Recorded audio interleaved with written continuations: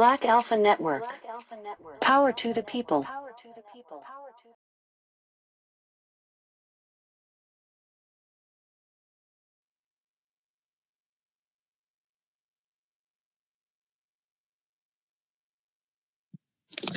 Brother Rich, can you hear me?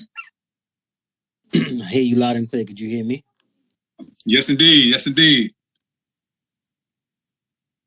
Back at it again, family. It's been a minute. Yeah. Hey, we're gonna make that time well worth it. Well worth it. I'm gonna let a couple people file in, man. I'm gonna get my stuff situated, and we're gonna go ahead and cook like always. If you in here right now, do me a favor and please share this on your timeline and DM it to someone you know.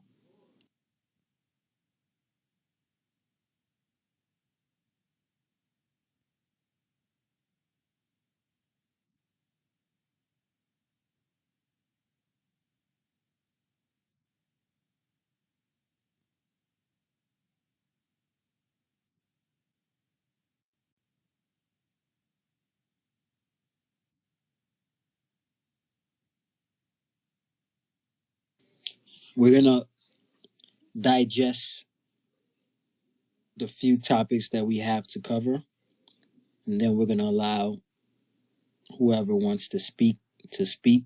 I think you hung up on me last night, wasn't it? Okay, Steven. Sir, you just got here. We didn't even start the damn broadcast, and you already have something to say. No, it wasn't us last night because we didn't host any space last night. So, slow your roll. Come correct, or I will boot you a good night. Yeah, hey, we've been out of commission for a minute, so I don't know about none of that. Hey, but yeah, family. Hey, welcome everybody here. We're gonna gatekeep Black Society as always. We're gonna do it in our special way, which is no fucks given, straight to the point, all the way live. I got my brother Rich in here. We're gonna talk about a lot of things going on, Roe versus Wade. We're gonna talk about these tethers. We're gonna give out some tether wake up calls. Anybody that's out of pocket, anybody who's coming off code, we're gonna G check them. No. Can I don't want y'all to boot me out. But no, hey, hold on, brother. Yeah, thank you. Get that. No, nobody. Yeah, I got his ass out of here. See, he's out of here. He got an issue with somebody else. He ain't got none with that. We don't play that, homeboy. So if you're still listening, Black Ops Network, we don't do them type of games. I don't even know that dude. Who is that guy? I don't know.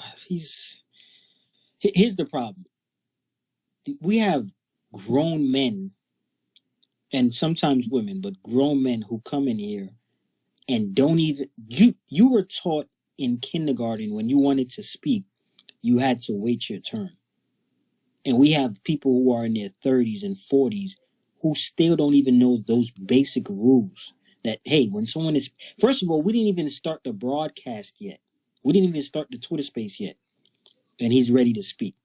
So, Steven, go back to kindergarten and learn how to wait your turn when you need to speak, sir. Hey, raise your hand and put your name on your paper. That's the first two things you learn, man. Come on, Steven. Get your mind right, brother. Get your mind right. And he over here talking about something. You boot me off the space last night, man. Brother, I wasn't even doing nothing last night. What you talking about? I don't even know that dude, man. I guess the gatekeeping starts early. I guess Steven, you the first person who got gatekeep. That bullshit energy already got ran up out of here all the way. That's how you doing it. But yeah, I want to talk about this Roe versus Wade situation. I want to talk about how the Democrats are using, scare tactics after scare tactics on certified Black society. I want to break down everybody and anybody who's on some BS. I just want everybody to clear the air, man, because, we got to do this every now and then. I heard Brother Tariq just saying, he said, we got to reset. That's a real good way of phrasing it. We got to reset. And every now and then, people who, this dude trying to get back in, this Stephen dude. Anyway, as I was saying, we got to stay on it, you know what I'm saying, and G-check people all the time, and anybody get out of line, we got to get things right back in order. So I want to talk about this in a lot of different perspectives that everyone has. I want to break it down. This is what I consider like these spaces, they got to be efficient, and I consider like sharing notes. You got to share notes, man. It's like, if you're breaking down the subject, everybody can sit down and talk. You may see something that I don't see. I may say something that you don't see, but at the end of the day, we all leave a little more intelligent and a little more, aware of thought.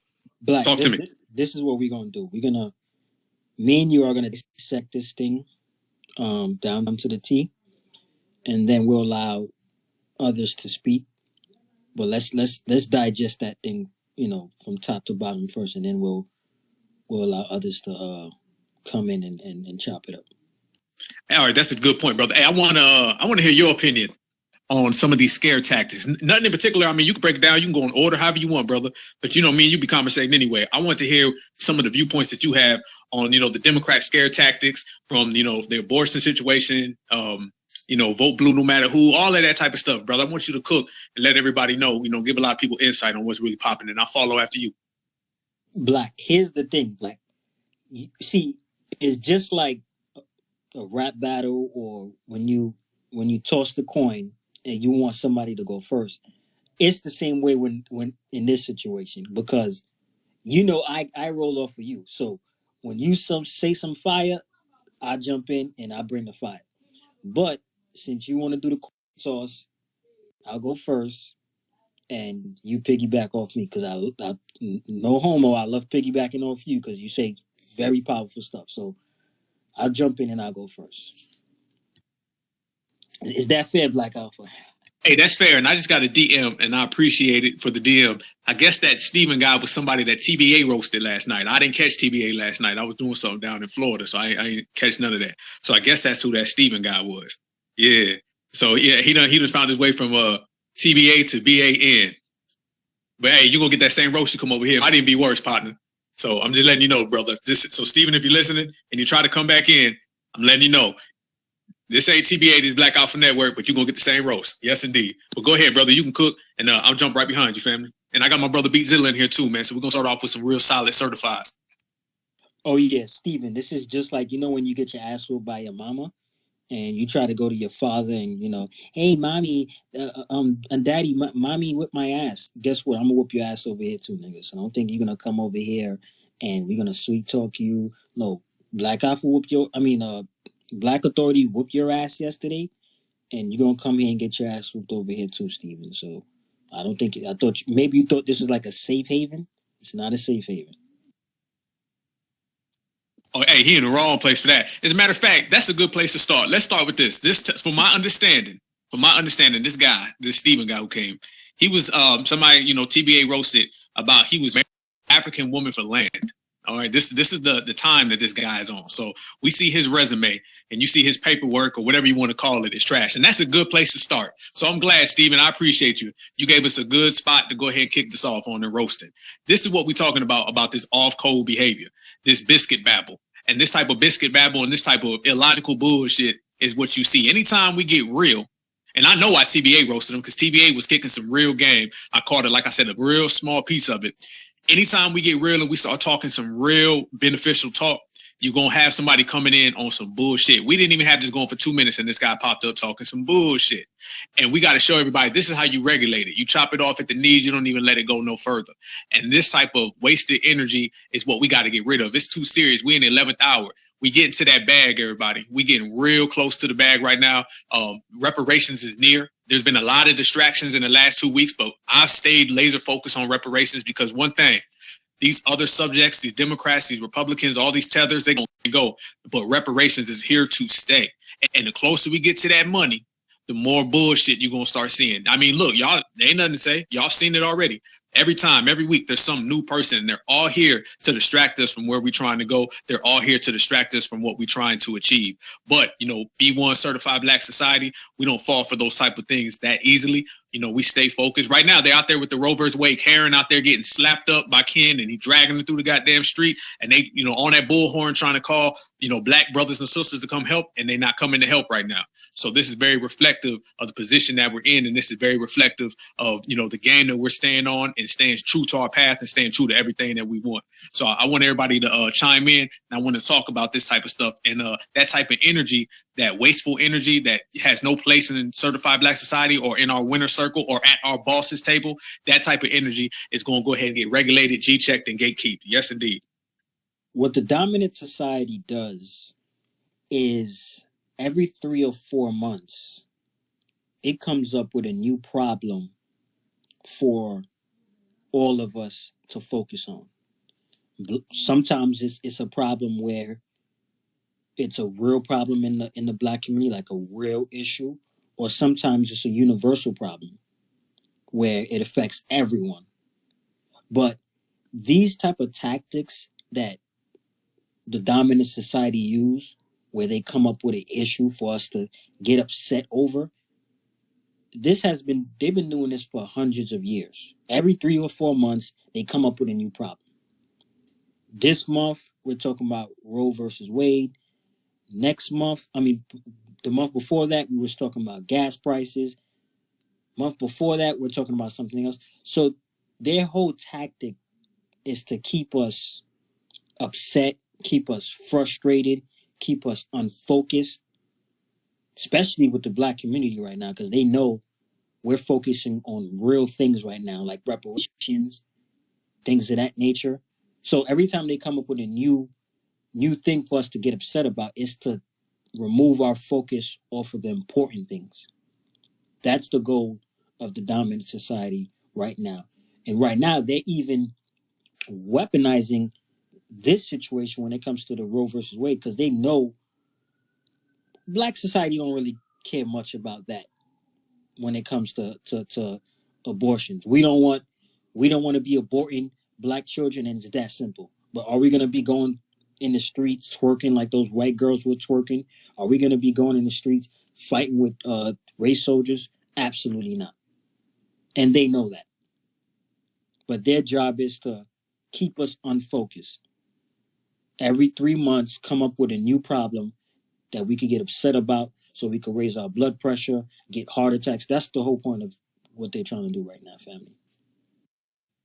I always say, brother, I say they either create a fake problem or they take a real problem and they manipulate it. And that's exactly what's going on right now. And you see it. The thing that gives me a lot of, solace and gives me a lot of inspiration and motivation is that Certified Black Society, Foundational Black Americans ain't really falling for that right now. They're not falling for it. We all see the agenda. It's to the point now, every time the dominant society comes up with a new tactic, we're seeing it before it even happens. And I got to salute all of our, master teachers out there and just each other, because we're the ones who are keeping each other on our toes, and everybody's got their eyes open and we watching for it. We said before this was going to be a real hot summer, and this already started off with a bang. It started off with a real bang, but I'm all here for it. I'm here for it. I ain't running from it. We're not fleeing, all right? We don't do that. That's for the other people. Other people see these problems and they get to running, and they start jumping over fences and swimming over rivers to get away from them. They say, we stay right here and we build up. And this is the beautiful thing about being a part of Foundational Black America. We don't run for nothing. We don't flee for nothing. I tell people all the time, you can't put a freedman and a fleer in the same situation, in the same environment. They can't exist in our presence. That's just what it is. So we stay on code, and the code is the leader. And it's good seeing people not deviate from that. Actually, it's getting stronger. But I got to bring on my brother Beatzilla. Beatzilla just had a show. You guys make sure you subscribe to Beatzilla on YouTube. He do fantastic work, and it's always good to hear this brother speak. So Beatzilla, come on to the stage, family. What is going on? B1. Black first, everybody, man. Shout out to you, Black Alpha. Shout out to you, Rich. It's always a pleasure to chop it up with y'all brothers.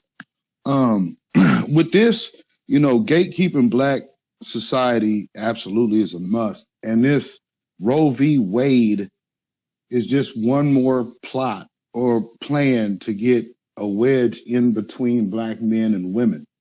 And this is how you know it's so clear is because there's nothing more clear than trying to intervene just the building of a Black family. If you're trying to stop a building of a Black family, then you are willing to annihilate a Black nation.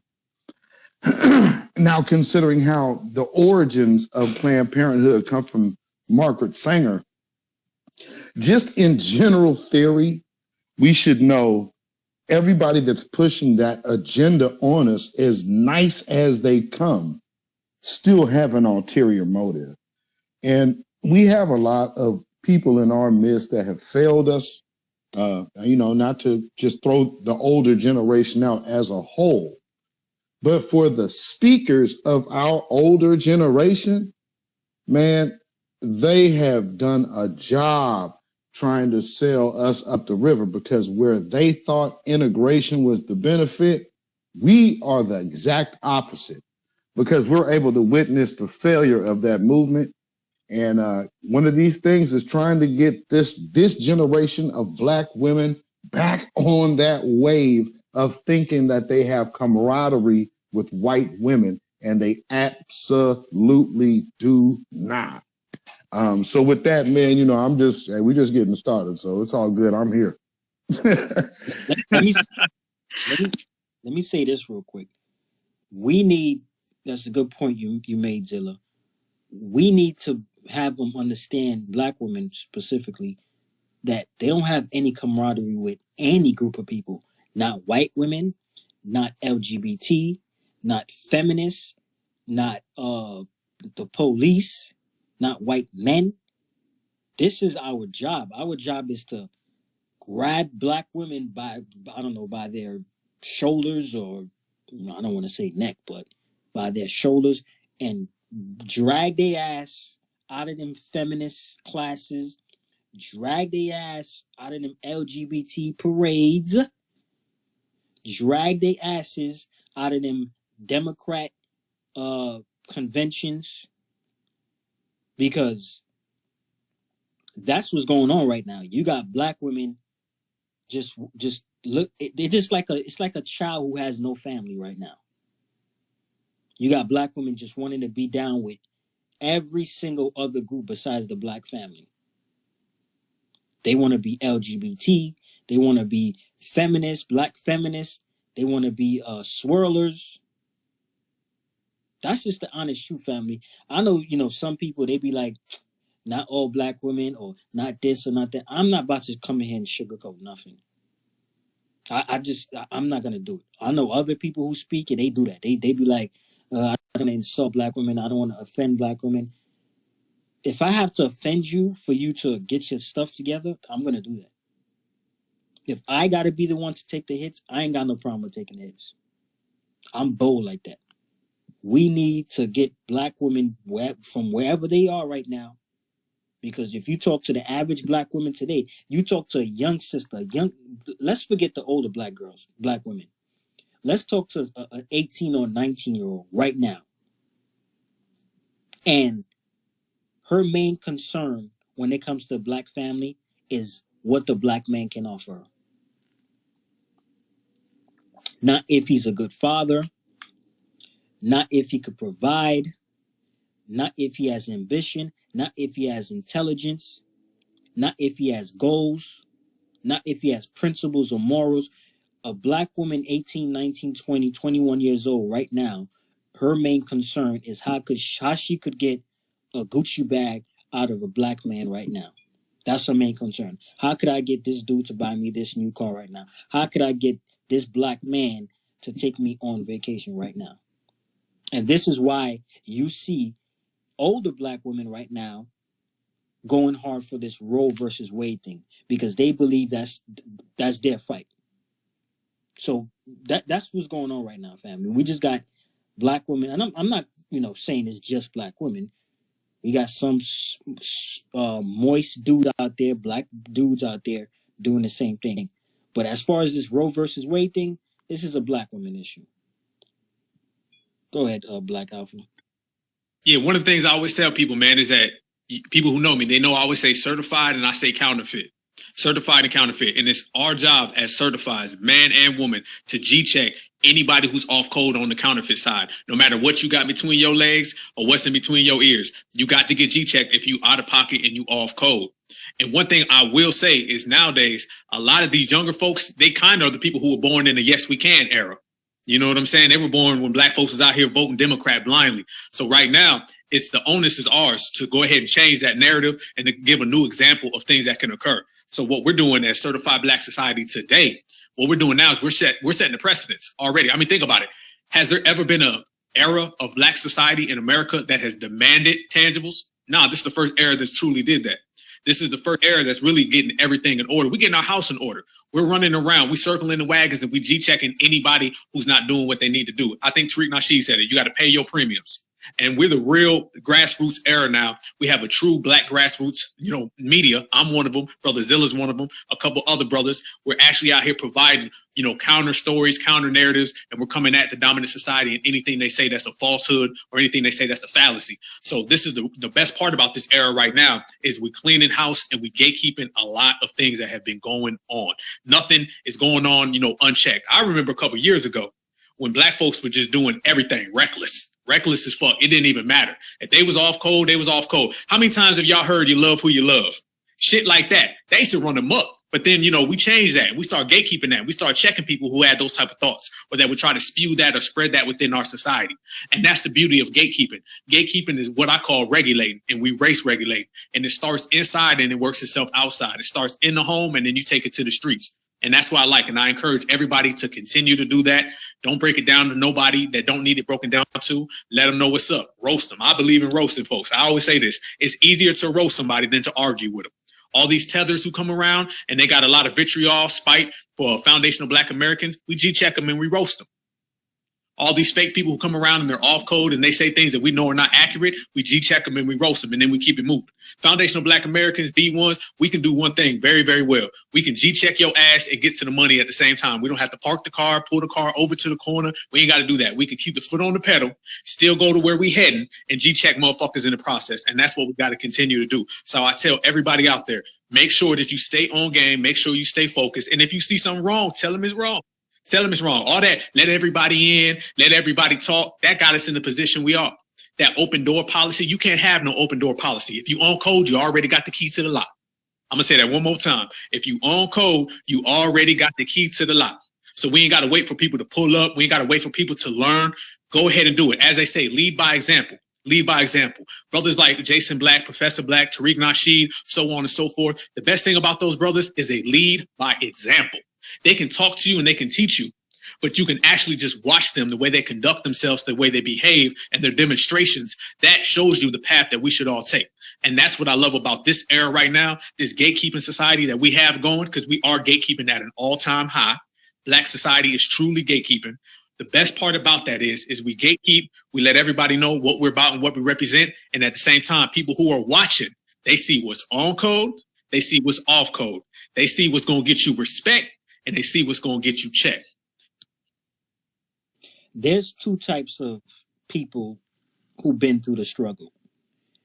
There's people who been through the struggle, meaning they grew up in their hood, they grew up with, without a mother, father, a crackhead mother, a crackhead father, whatever the case may be. There's two types of those folks. There's those folks who grew up like that, and they're like, you know what? I seen the worst of the worst growing up, and I want to do better. And then there's the other side, where they grew up like that, and they want to stay like that, and they want to make things worse. Women who are out here saying they would abort their child, those are the group of women who grew up horribly. But instead of them saying, you know what, I have the opportunity to do better than my mother, my father, my parents, my family members, I have the opportunity to do better. Instead of them saying, you know what, let me bring a new child into this world and let me do better than, people that came previously than I did, they're continuing the cycle that their parents started. I grew up, in harsh circumstances, but I could have said, you know what, I'm gonna become an alcoholic. I'm gonna become, a crackhead. I'm gonna become one of those dusty dudes, growing up in the street. I could have did that. That's easy to do. But I said, you know what? That's not what I want to do. I want to do the opposite, the exact opposite of what my mother and father gave to me. And that's what you're seeing out there, family. When you see women saying, oh, yeah, I'll throw my baby in the trash. I don't care. It doesn't mean me. Yeah, because you're following the same footsteps your parents taught you to follow. Instead of being, better than them and being like, you know what? I know I've been through some things, but I could do better. I can make my grandchildren better. I can make my children better. They're deciding that, you know what? It doesn't mean anything to me. I'm going to continue this trash legacy that my parents started. I'll do just that. It's easy to do that. Let me just continue the trash legacy. That's exactly what they're doing. Brother, I always call a lot of things addition by subtraction. A lot of things are addition by subtraction, and a lot of things that people don't know are going to be good for the community end up being a good thing for the community. Now, I'm not going to get into all the other aspects of it, but I'm talking about understanding the dominant society and the role they play, and understanding how the dominant society is operating and how they're trying to divert us and knock us off our pivot. This is the type of thing that we got to understand, is that these dusties out here running around, a lot of these guys out here drinking and smoking and terrorizing the community, a lot of them we've been calling out. So they're going to be stuck in a situation. Either supremacy is going to get them, because supremacy is after all of us, or the dominant society or foundational Black Americans, we're going to regulate them. So there's really no end game in that type of behavior. There's no end game in that behavior at all. So when you see people out there twerking for abortions, which really makes no sense, these are dusties, and the dominant society is going to get their ass, or foundational Black Americans is going to run them off the block. And they're going to be what I call racially homeless. All right, their asses ain't going to have nowhere to go. They're going to be on the corner like it's trash day, racially homeless, stuck with no place to end up. And that's good, because that's the lifestyle that, the game ends up getting you. We all know what is up against us. We all know who's after foundational Black Americans. If you living in this country, if you living in this world, you understand global supremacy. And global supremacy is 24/7, 365. We don't have time for bullshit behavior.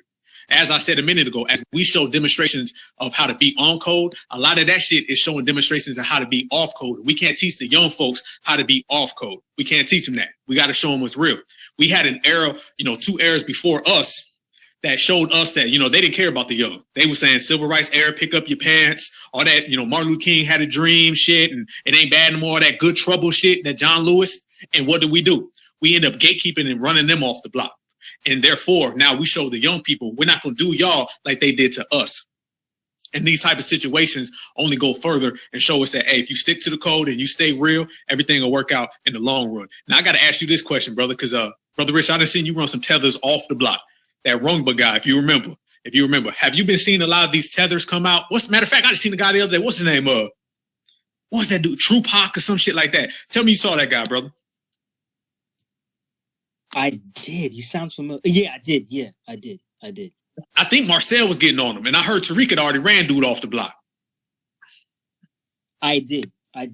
And the thing about, like I always say, I'm from New York City. See, one thing about Tariq Nasheed, one of the things he said that really stuck out to me is that Black immigrants do grow up in a backstabbing culture. And this is absolutely facts. I'm going to tell you guys a story, and I'm going to not name names because this is a very serious story. True story at that too.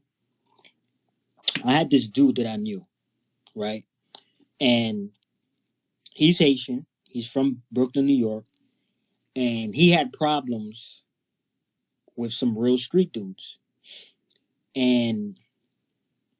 But they both had problems with each other. He had a problem with the street dudes. The street dudes had problems with him.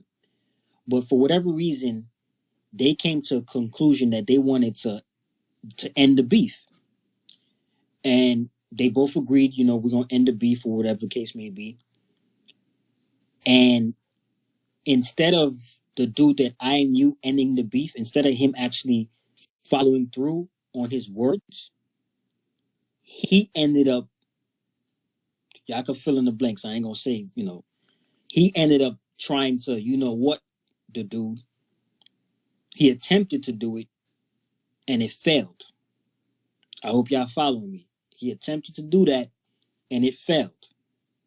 Right? And this is after he said he wanted to end the beef.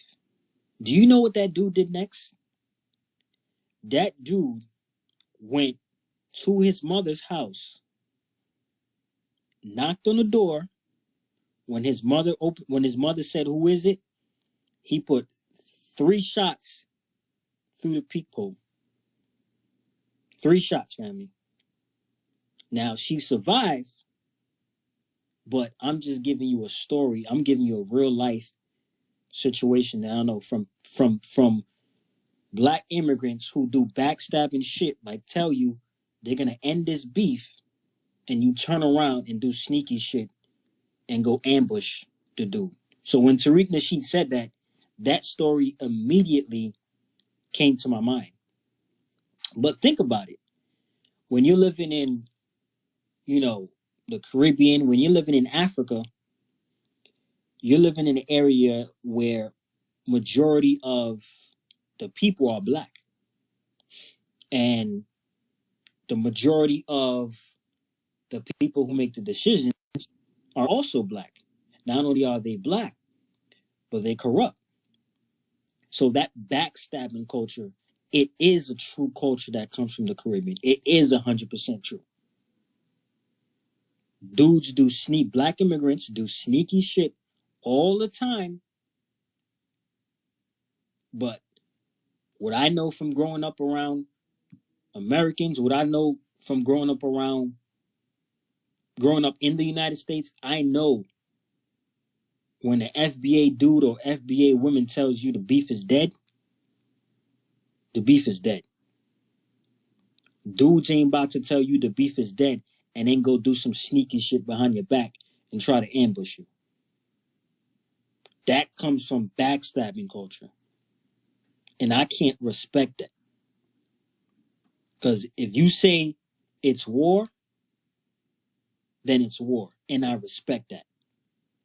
But when you say it's a truce and you turn around and do sneaky shit like that, it's not respected. How could I respect you? Your word is everything, and you gave me your word, and it turned out to be poisonous. So that backstabbing culture that Tariq Nishi talks about is 100% true. Go ahead, Brother Zilla. All right. So yeah, one thing about that, what's his name? Tupac or whatever. I caught a little bit of Marcel's conversation with that dude. And what was so crazy is they using these type of people, because I'm assuming he's some kind of shield of some sort.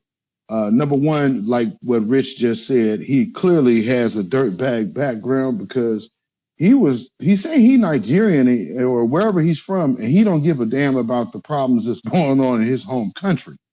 So with that being said, that lets you know what level he was on. The second thing that he was doing the whole real proud, high-minded, like the white man gives me this right to tell you this by his law, so that's why I can come in here and be disrespectful. And he's talking about it being okay to talk about lynching other black folks and foundational black Americans, and people are telling him, nah, that ain't cool.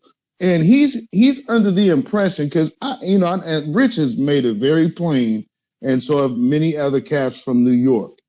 The immigrant dynamic there is different than it is, especially out west and like down south. So Marcel's telling dude, hey, you can't take that show on the road with just being willy-nilly disrespectful like that. Matter of fact, I believe the brother that's in the chat, I see him right now. True. I'm sorry, I can't see your name right now, brother. Hard Black Truth. Gotcha, brother. He was telling dude, hey man, you way too comfortable. And I'm telling my wife, like, I don't think he understand what that means. Like he's from a whole nother culture. Like Rich, you guys are first, y'all immigrants from here. So when you say comfortable, you are too comfortable. We have a full understanding of what that means. That dude's gonna be in for a real rude awakening if he go up in these wrong towns with that show. And he was being real hella disrespectful and acting like as if these white folks has his back. And hey man, he gonna learn the hard way. I just hope they catch it on video. With that being said, I'm just laying my plane. I wanted to touch on that real quick. Hey, you're right. Hey, he living dangerous. He living dangerous. People got to understand. Hey, ain't he living? Hey, that guy, I seen what he was saying. For the people who didn't hear or aren't aware of what happened, this guy, I guess, put out a tweet about Clarence Thomas, and he was talking about how he wanted, I'm not going to say all the words because they be tripping or whatever, but he basically said he wanted to see Clarence Thomas harmed, and the things that were done to our ancestors, he wished was done to Clarence Thomas. You understand what I'm saying? This is the type of biscuit tether babble that Brother Zilla is referring to, what this guy was saying. And then every time somebody approached him, Brother Marcel was getting on him, like off top. But every time someone approached this guy or was G-checking him, he was using dominant society tactics. He was doing that real back talk, undermine, dodging all the questions, dodging all the statements, like he just couldn't wrap his mind around it. And this is what you see. I think we spoke about this before, Brother Rich and Brother Zilla, as well as our brother Afro Leak. We spoke about this, how when you deal with a tether, you're dealing with an extension of the dominant society. Their talking points, their tactics, their tricks come straight out of the book of supremacy. Straight up. They'll do all that, talk out both sides of their neck. They do that all the time. And this is what this guy was doing. He acted like he knew what he was saying, but in reality, he had that shit planned out from day one. And even the name, True Pop, they run around with a foundational Black American, legend, but at the same time, you're not giving no love or no credence to foundational Black America. You understand? So people got to know this, is that the same shit that goes on in these countries, that history of backstabbing, we had more loyalty on the plantation than they have in their home countries. That's the difference between a freedman and a fleer. As I say, it's hard to put us in the same place. It's hard to put us at the same place in the same table. We can't really deal with these type of people. Because when you got somebody like foundational Black Americans who have a culture based on being real, the goddamn term keep it real comes from us. That comes from us. Keep it real. Nobody else created that term. That comes from us. Everything that has anything to do with being authentic, foundational Black Americans have stood on it. We got a culture of no snitching. That is basically people being completely real. What do they say when keeping it real goes wrong? That basically means foundational Black Americans are real all the way across the board, even if sometimes that's to our own detriment. But the point being is that we stay true to what we represent. We're loyal all the way. Sometimes it's a fault of ours. These other people, they don't know no goddamn loyalty. They're not loyal to their own soil. That guy said he don't give a damn about what's going on in Nigeria. Don't give a damn. But he comes here and he wants to eat off our plate. These people have to be regulated. These people got to be G-checked. The tethers are going to have to get addressed. We're already addressing them. We just got to turn up the heat. Because hey, put this on everything. Check it, write it down, guarantee. Right now, the tethers that are coming into this country as we speak, the tethers that are running around every time the dominant society has any type of plan or plot or scheme to go against us, the first people they call on their coon phone is some type of tether. And the thing that gives them power is that they can flash their skin and they can say, well, I'm Black like you. And the thing about us today is we have got to the point where we're seeing the difference between who's real, who's not, who's solid, and who's hollow. And that's why we got to stay on top of them, because people like them, they're dangerous. We got enough foundational Black American coons out here, the Clyburns of the world. The tethers, when they add in, we got to start getting rid of them one by one. We got to let them know they're not safe right here in foundational Black America. They're not going to do nothing out of pocket or out of line. And we got to make sure that the next generation don't have to deal with the tethers. So AKA, go and get out your goddamn raid and pull out your goddamn tether patrol and get to spraying some of that tether raid on these motherfuckers and let them know that will not be tolerated in foundational Black America. Go ahead, Brother Rich. And I can't respect that. Like, I always say this, before Tariq Nasheed ever spoke about Black immigrants, I was going through this in real life in New York City, in Pennsylvania, in Connecticut. I was always traveling. I was always in the streets. And everywhere you go, it's the same thing. You go inside these stores, you get an attitude, you try to talk. I'm pretty sure there's Black men on this Twitter space right now. We all have tried to speak to an African woman before. They will deny that request. Not because they don't like you, but because they don't want you. They will deny that request. I know some of y'all married, so I can't admit it. I'll speak for y'all, no problem. African women, you try to speak to them, hey, how you doing? Da-da-da-da-da-da-da. They will deny that request. Not because they're not attracted to you, because you a damn Akata. And yes, I'm a Akata too. I'm not FBA, but I am an Akata too in their eyes. And I can't respect that, because that's basically you a whole white supremacist. You move just like white supremacists move. White supremacists, they come to where you at, they conquer your land, and they pretend you don't exist. Africans, they do the same damn thing. They come to the U.S., move into Bed-Stuy, Brooklyn, move into the Bronx. They don't associate with you. They stick together. That's the same thing the white supremacists do. They conquer your land, conquer your territory, and pretend you don't exist. And you Black just like them. But guess what? They that special Black. They that Black that quote unquote comes from Africa. So they can't be touched because you're an Akata. That's basically what it is. They're just like, they're that Louis Vuitton type of Black. and you that pay less. So they can't associate with you. They'll associate with, and here's the sick shit, right? And I know if you from Brooklyn, you know this. There's a mosque in Brooklyn, New York, and it's predominantly an African mosque. And you would think that they would rock with a Black American or a non-African Black, just because you Black. They actually rock with Arab Muslims more than they rock with a Black American. Those Black Americans go in there, go into these mosques, they pray with them, they feed them,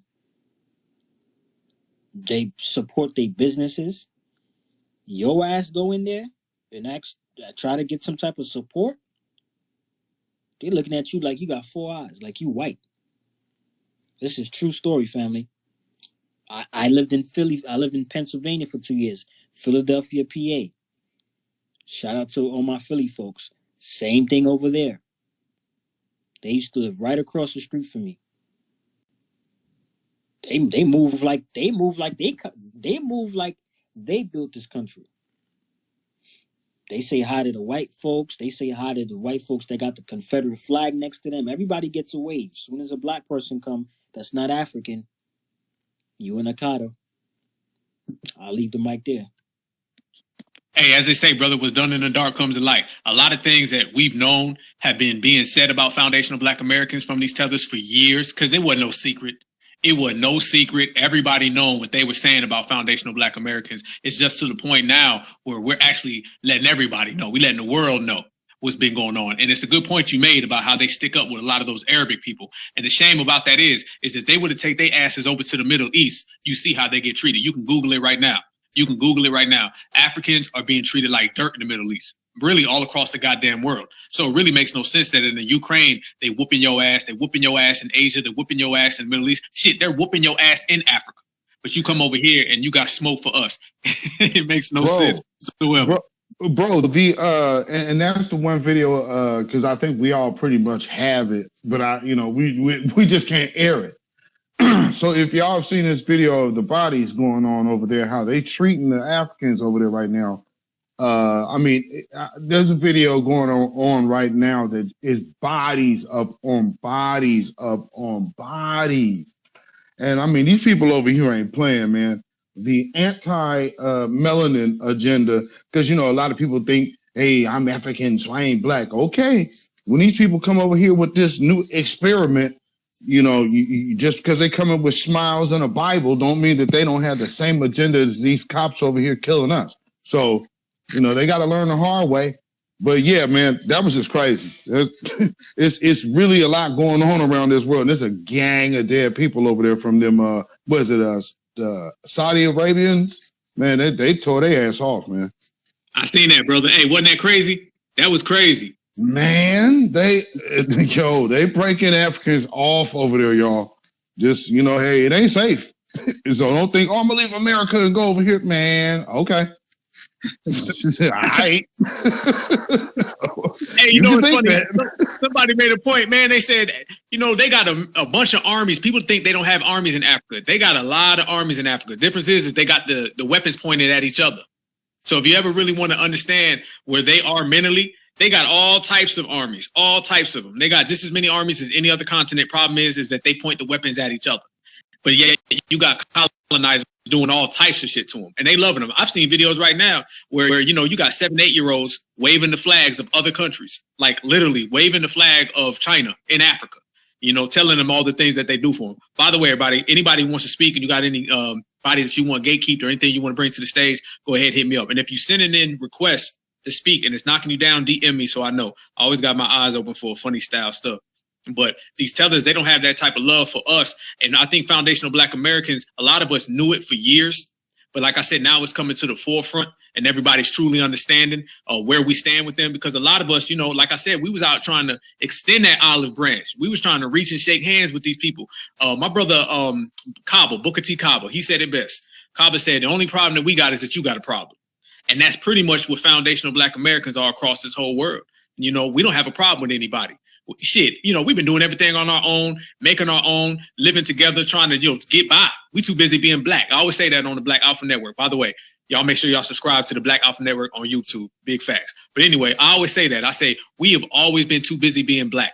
We don't have time to be out here doing all this wasteful energy, and we don't have time to be out here faking and fronting.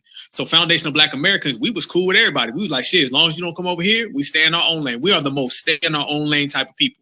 But people always want to swerve into our lanes. I ask this all the time. Y'all name me one group of people on this whole planet, there's 7 billion people on the earth. Y'all name me one group that is a genuine, sincere ally of Foundational Black Americans.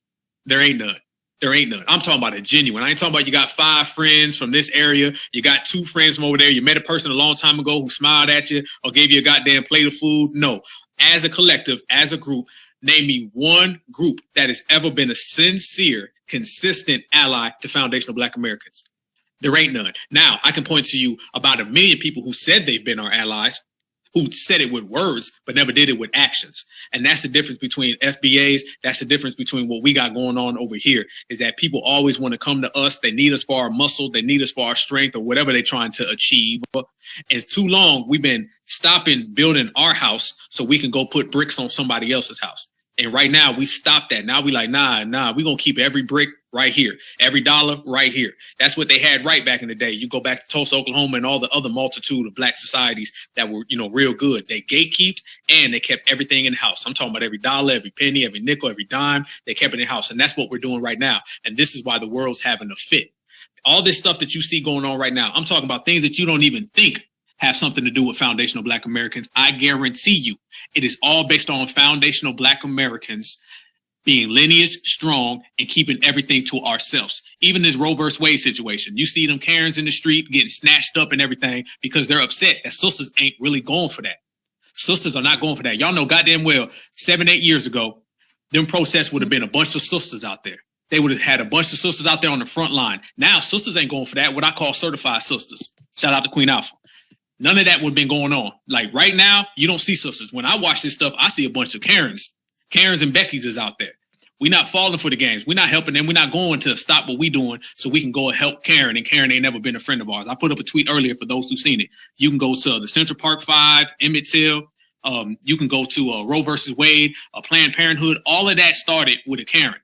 So now, instead of us falling for the bamboozle or the hoodwink, we understanding that and we saying your problems are your problems and we're going to focus on ourselves. And that's got the world pissed off. That's why every weekend they got a new scare tactic. Every weekend they come up to trick Foundational Black Americans to go for their agenda, but we don't fall for it no more. And the more we do that, that's why their asses is having public meltdowns in the street. Trust me, when Ken is in the middle of the street hitting Karen with a goddamn billy club, I'm talking about they throwing unseasoned food all over the fucking place. Brussels sprouts are flying every goddamn where. When that's happening, that means that they are pissed off. And trust me, they're pissed off because Foundational Black Americans are not providing the shield. We're not providing the protection. And we saying, y'all do that shit over there. Y'all can Brady Bunch your way out of this one. We going to stay over here, FBA certified. Go ahead, Brother Zilla. Right before he goes, let me say this real quick. And I'm going to address the new niggas. Let me tell you new niggas something. You new niggas that just came out here, you know, off the top of the new year, you guys don't get to run Rich off the block. You can't run me off the block. You just got to the block 6 months ago. Rich been on this block for 25, I'm not going to say my age, but for more than 25 years. That's how long I've been around black immigrants. How long have you been around black immigrants? You can't tell me, Rich, nothing about black immigrants that I don't know. I grew up on all black immigrants, Trinidadians, Jamaicans, Haitians, Puerto Ricans, Dominicans. And you think you're going to come up here, you got 6 months in the game, and you're going to tell Rich, oh, Rich is a tether, oh, Rich can't speak for Foundational Black Americans, even though Rich been putting in work for damn near 25 years. You think you're going to run me off the block when I put in more work than you? I said this story already. I was checking my own damn grandmother. When I was 7, 8 years old, she was telling me, oh, a Haitian could come in the house, but a Jamaican can't come in. That's how long I've been putting in work. That's before I was even conscious. I didn't even know what I was doing. I just knew it was right in my heart. The shit didn't make no sense. My grandmother telling me a Jamaican can sleep over, but a Haitian can sleep over, but a Jamaican can't. That's how long Rich been putting in this work. So you don't get, and here's the thing too. You niggas, y'all talk so reckless on the internet, and this is why you talk so reckless about black immigrants. The reason why you do this is because you don't live around them. So there's no consequences. You could say all types of reckless shit. Ain't nothing gonna go down. You don't live around them. You can't talk that reckless about black immigrants if you live in New York City. Because when you walk outside, they making your food. When you walk outside, when you walk to the corner store in New York City, the Arabs is making a sandwich. The Jamaicans is making a jerk chicken if you eat that. The halal spot, you got to go to the halal spot. Who's going to cook your food? You going to talk reckless to them? So y'all, and I'm all for, pimp slapping black immigrants around because they deserve it. But to you new niggas that think y'all going to be talking all types of reckless, I know why you're doing it. You don't live around immigrants. You niggas live in Texas. You niggas live in, I don't know, certain parts of Atlanta. You niggas live in South Carolina. So y'all don't live around them. So you don't need them. They're disposable. You could just throw them in the trash and nothing's going to happen. When you really live around them, you have to tread lightly. You got to smack them up. But you got to do it in a respectable, a way that makes sense. You can be a radical with this shit. Because this thing is not going to be solved being a radical. You can't just throw the whole entire immigrant background, black immigrant background away. Like what are you doing? No, you it's like when you open your closet, you got the black shirts over here, you got the white shirts over here, you got your dirty clothes over here. The dirty clothes go this direction. Let's say, for instance, the dirty clothes are the coon black immigrants. You take those dirty clothes out and you put them in the washing machine, or in this instance, you throw it in the trash. But you niggas that think y'all could just talk reckless, yes, you can, because you don't live around black immigrants. You don't have to deal with them. If you're in New York City, you have to deal with black immigrants. You can't just talk reckless to them like that. In fact, that black immigrant that you've been talking reckless about, that black immigrant teaches your child at school. That's the school teacher. All my school teachers was black immigrants. And I'll leave it right there. Go ahead, Beatzilla. Right on. Shoot, even if you come out, even out west, if you go to any hotel on the strip, those are Jamaican women that they don't actually have a lot of Mexican women working in the hotels on the strip. Those are mostly Jamaicans. But like just again with the whole gatekeeping thing, how you got a lot of the you're gonna have a lot of these people coming out here because like we already are watching black platforms getting shadow banned, right? That's because again, we have been pushing the narrative so hard that they are so upset especially when black women start turning their back on the democratic liberal move and start saying, hey, well, we just looking at us now. And, so now, hey, let's wait a minute. Now we're starting to talk about children. Now, if you start having black women not supporting this Roe v. Wade, that says that the one vehicle that they were always banking on to destroy the community by saying, hey, we'll appeal to the sensitive nature of the black woman. Well, the black woman is now getting hip to game and saying, hey, wait a minute. Yeah, we actually gonna do an about face out of this burning house. And these you're watching the world just flip on its ear over it. So that does tell you how much power the black woman has. Now it's time to bring it on home so we can show how much power we actually have as a collective. And I think that is the one thing that with this Roe v. Wade, that lets you know white society is on alert of us looking at our own repair. So yeah, they'll go out there and make a big fake fuss about this. But trust me, both sides of that bird want this, the Roe v. Wade gone away, because, with love, what happens in the years of black love music? Because see, right now we got a whole bunch of black killing music. What happens when that shifts again? And all of a sudden, love music started coming back from the black community. We have an incredible knack for having seasons of children. So, what would just 10 years look like if we had nothing but black love music on the radio? What would the next 10 years look like for the rest of the future of their so-called dominance? Just putting that little feather in the cap. And with that, I'm just, hey, man, we here all night. As long as this brother's rolling, I'm here. And the point I was trying, I'm going to let you go, Black Alpha, but real quick. The point I was trying to make with what I said last is that what foundational Black Americans have been doing, let's say for the last 3 years, let's say for the last 6-7 years, on Twitter, off Twitter, it is working. It is working. So this is why I have a problem with these new niggas coming in and trying to change shit that's already working. Smacking immigrants around, Black immigrants around. It's working. But you can't be slapping Black immigrants around on some military shit, on some, all of y'all gotta go. I don't care if you on code or off code. Nigga, you just got here 6 months ago. What we doing is working. The shit is working. You got Black immigrants coming in these spaces every day pleading their case. That shit is working. It may not be working as fast as you want it to,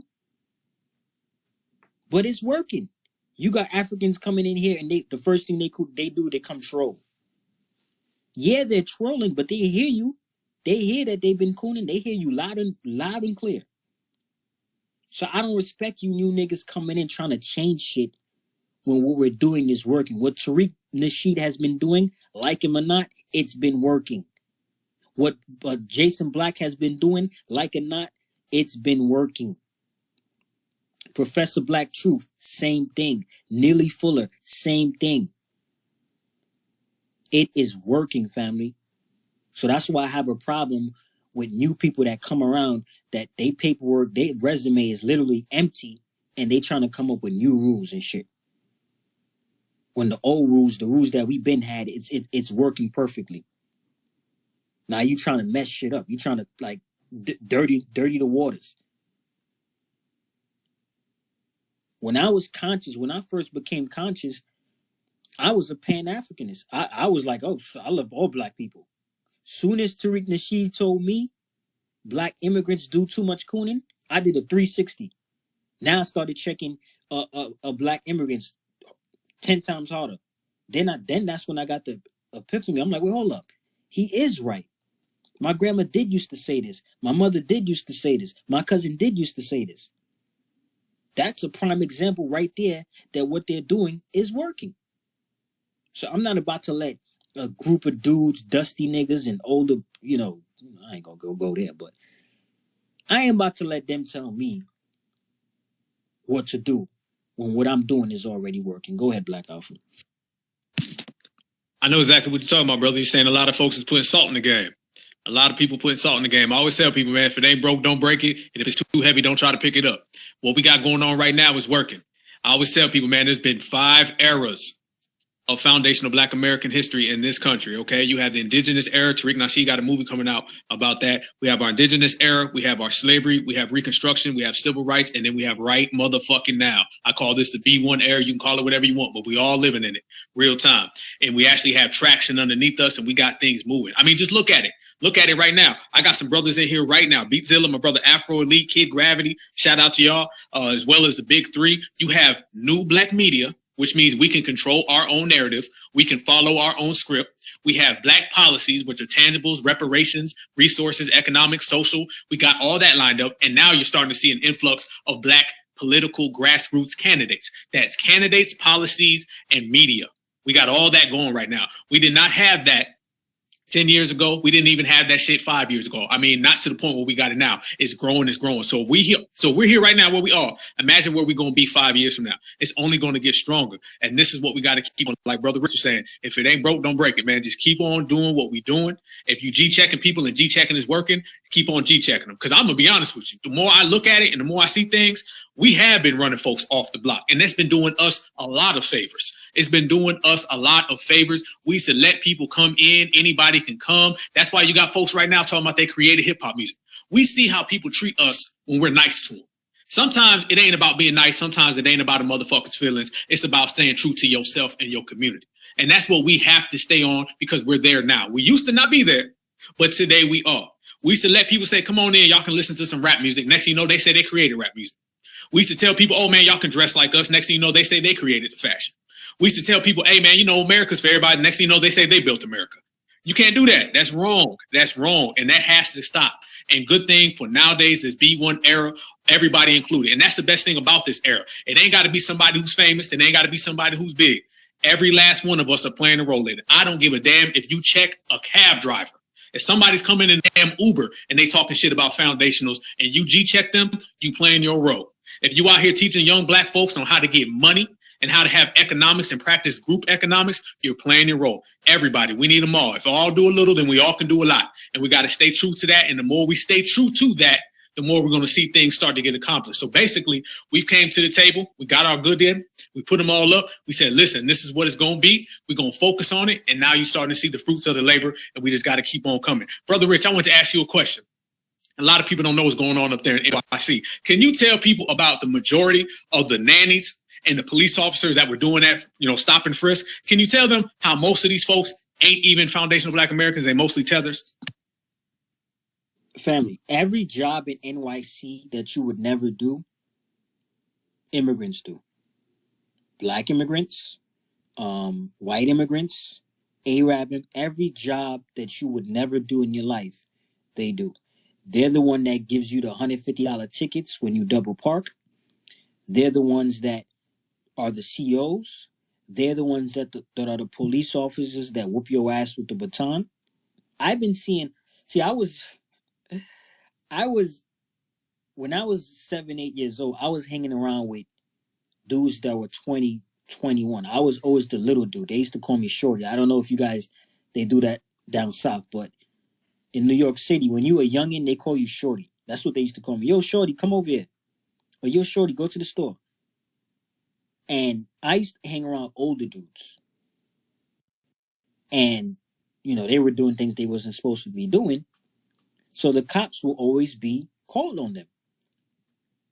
Every time the cops were called on them, it will always be a black immigrant whooping the ass the worst.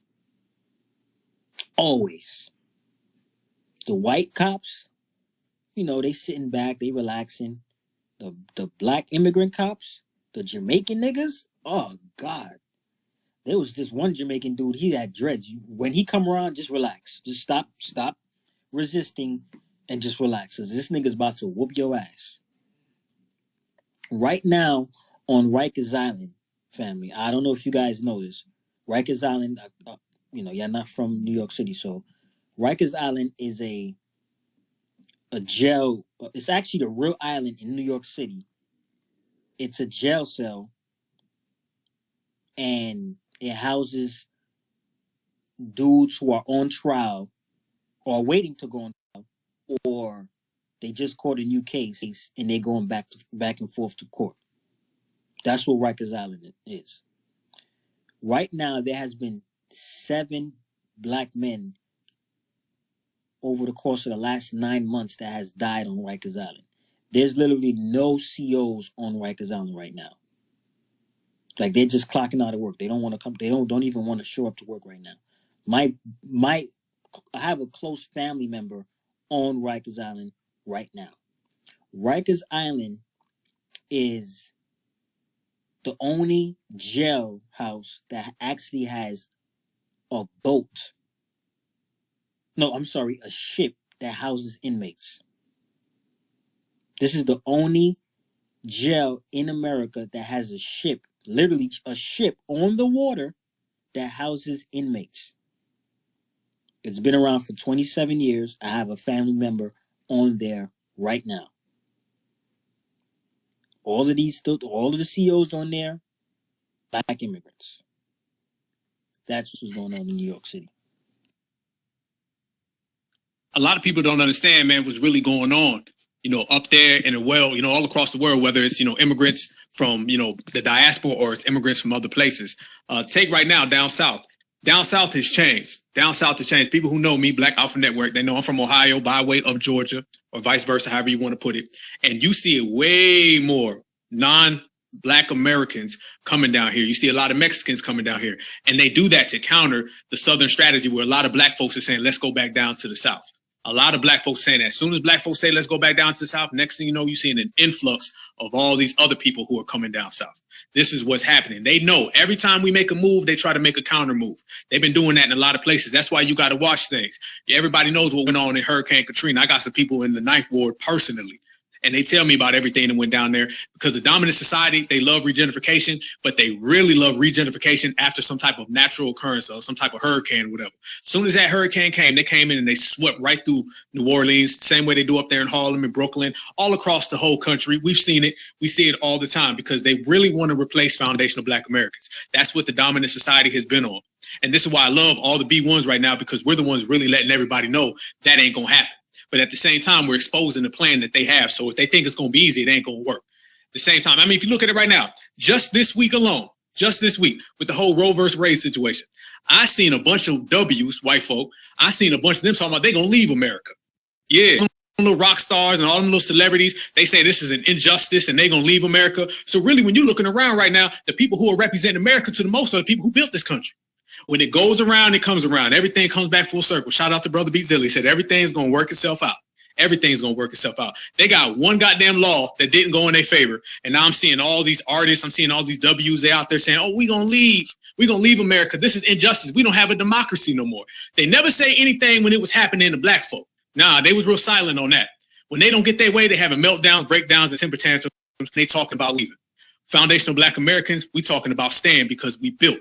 So this is the difference between us and literally everybody. Dr. Hendrik Clark said it best. He said, if you want friends, look in the mirror. That starts with us and everybody else. Brother B. Zilla, I want to know, man, what's really going on out there on the West Coast? Like in terms of like the immigrants, because I know when I was in California, when I was in LA, I seen, some things going on, but they're so heavy in LA. If you're not from out there, you wouldn't really know. I want you to tell everybody what's really popping off out that way. Yeah, well, I could tell you like on the West Coast, just in general is a big immigrant hub.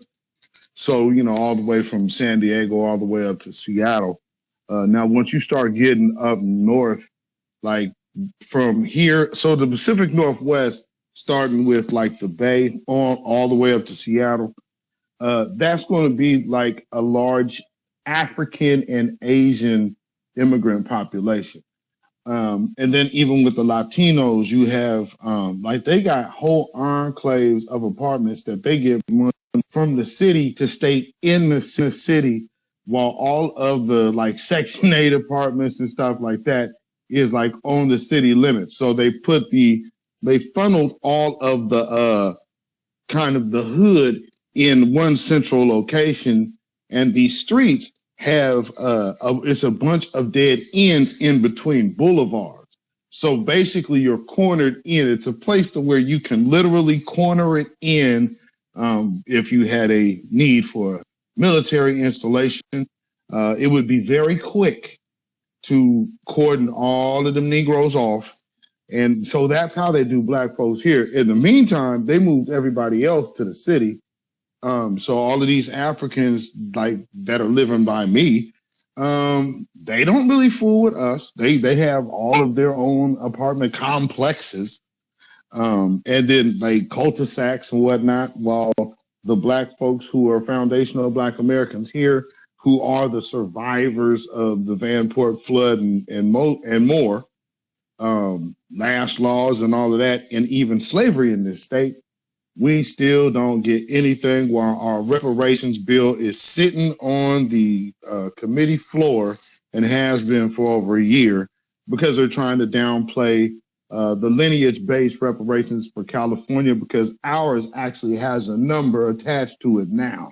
It's not a study. and it's lineage-based reparations with a dollar amount.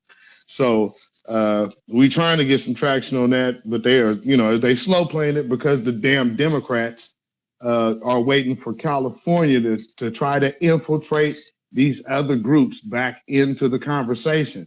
If we could go ahead and pull the trigger on Oregon, then that would set a precedent for everybody else to even get state reparations, which is a thing.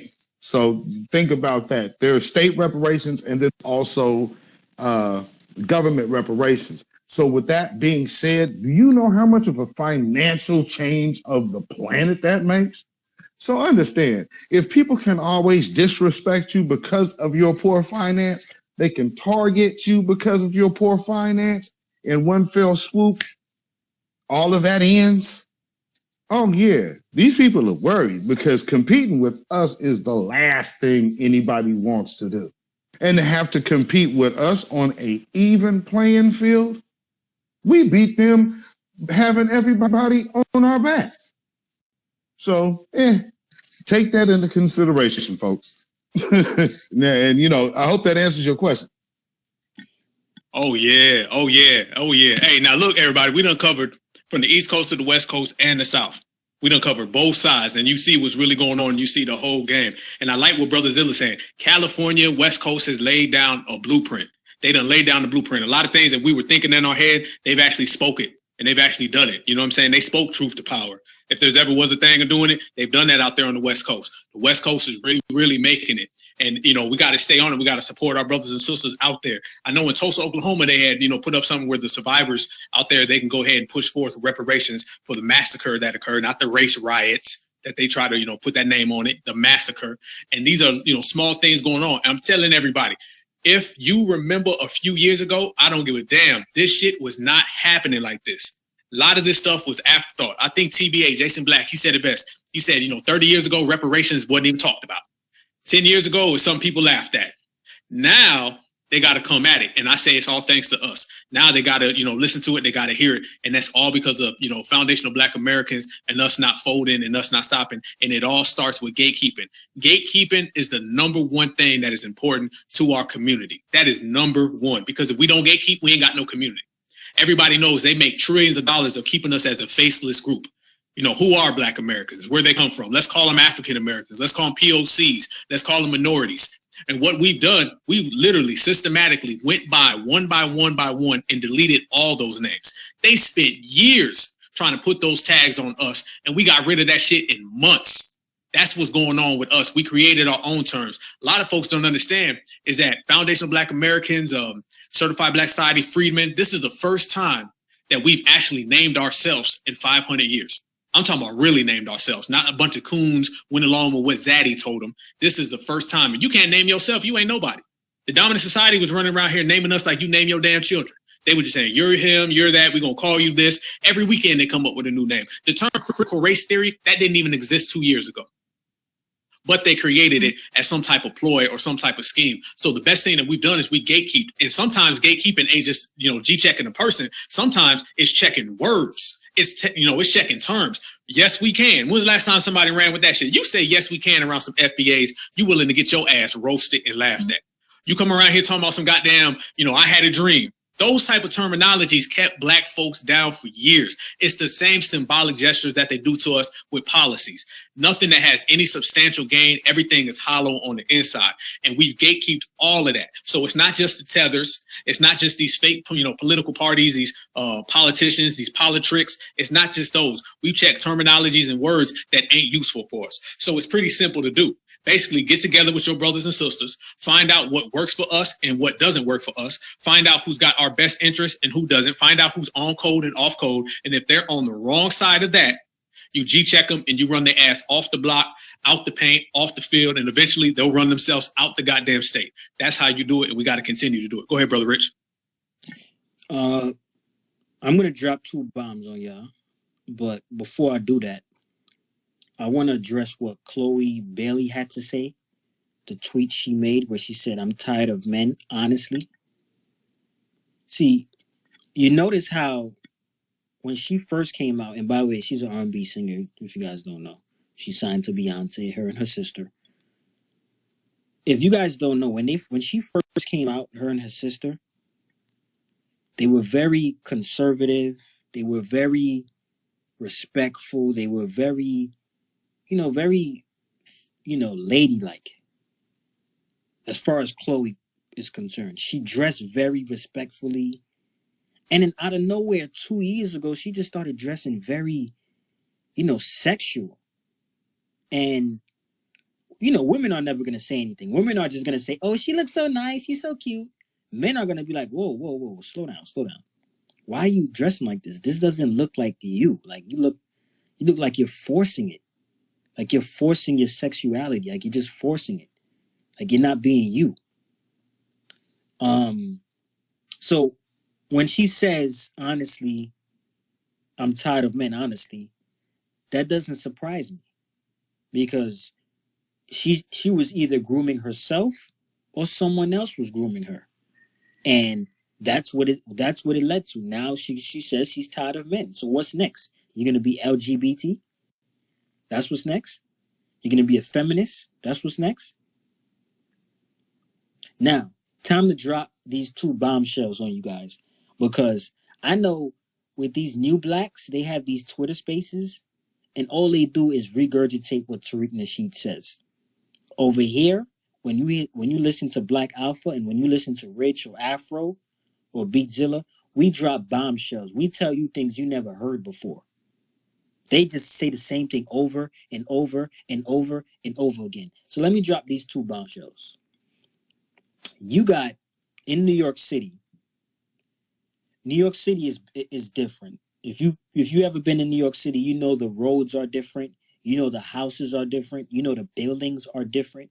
Most of us live in 60-unit buildings. And these 60-unit buildings, in order for them to stay, livable, they need a maintenance guy. They need a guy that, quote unquote, someone that could, let's say you live in a 60-unit building and your lights go off and you need somebody to fix it. There's a handyman that lives in the building for free. He comes in and he fixes whatever problem you have in your apartment. Out of state, you guys don't have that. If you live in Atlanta, Texas, California, you guys don't have that because you guys don't live in 60-unit buildings. So in New York City, in these 60-unit buildings, they have handymans that are available during the day. If you need them to fix anything in your apartment, they'll fix it for you. Long story short, every single handyman in New York City in these apartments are, and before I say this, actually, there's a waiting list in order for you to be a handyman in New York City because there's benefits to being that. Remember, you live rent-free in the building. Now, they pay you about $400 a week, but that ain't much. But at least you get a free apartment. And in New York City, apartment in New York City is about $1,800 for the damn near 2-bedroom or 1-bedroom. So they get to live rent-free in New York City while, fixing people apartments. Do you know, family, that almost 95% of the handymans that live in New York City in these apartment buildings are actually white Hispanics that came from the Dominican Republic, Puerto Rico, El Salvador? Most of them are white Hispanics, meaning the black men and women that were born in the United States, actually, they skip over the black Americans and go straight to white Hispanics that weren't even born here. And those same handymans that live in these apartments, they go back to the Dominican Republic and Puerto Rico to go get black women to bring them back and have children with them. This is 100% facts, family. If you're from New York City, you know I ain't lying. They go back to the Dominican Republic, go get a black woman, get them pregnant, bring them back, and live rent-free while all other black Americans search for jobs, can't find anything. Another bombshell. Jay-Z is from New York City, Brooklyn to be exact. He's the founder of Rock Nation. Now, Rock Nation is a full service company. They manage you. They help you with they sign you. You can sign to their record label. They have a sports section. They have all of that. And about 2 years ago, Jay-Z, Dia Perez, who was a government informant, she's the COO of Rock Nation. And she released the article basically saying how 51% of Rock Nation is ran by people of color. 51%. And we know what people of color mean, family. That does not mean black people. So when you see hip hop turning into what it's turning into, this is the reason why. Because you got people at Rock Nation who are non-FBA. They come from a lot of Hispanic background, a lot of it. They come from Caribbean background, and they muddy the waters. This is exactly what they do.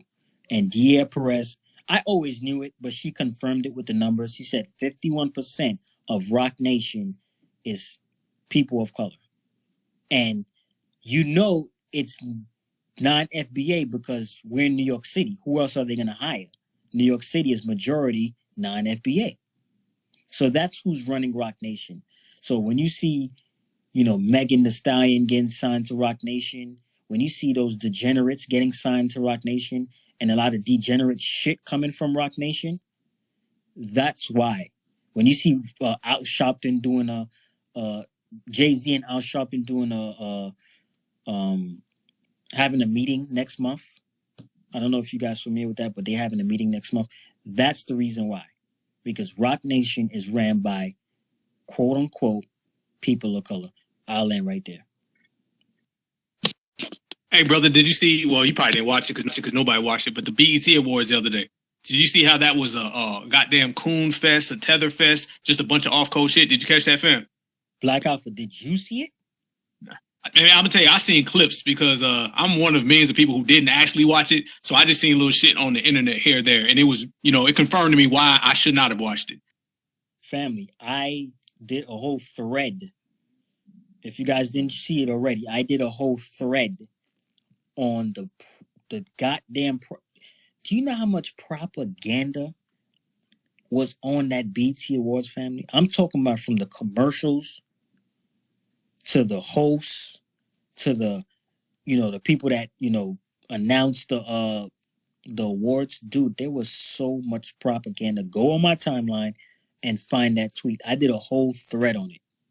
They had Billy Porter performing on the BT Awards. I don't know. I didn't know this nigga was a hip hop artist. This nigga was performing on the damn BT Awards, family. Hey, I seen that. And they had that Harlow guy too, didn't they? They had Jack Harlow. And when I see that nigga, oh God. Hey, did you see the way they was hugging up on him, bro? He was hugging up on Lil Wayne. He was hugging up on Brandy. This dude is just so corny. Like, oh God. When I see that nigga, oh man.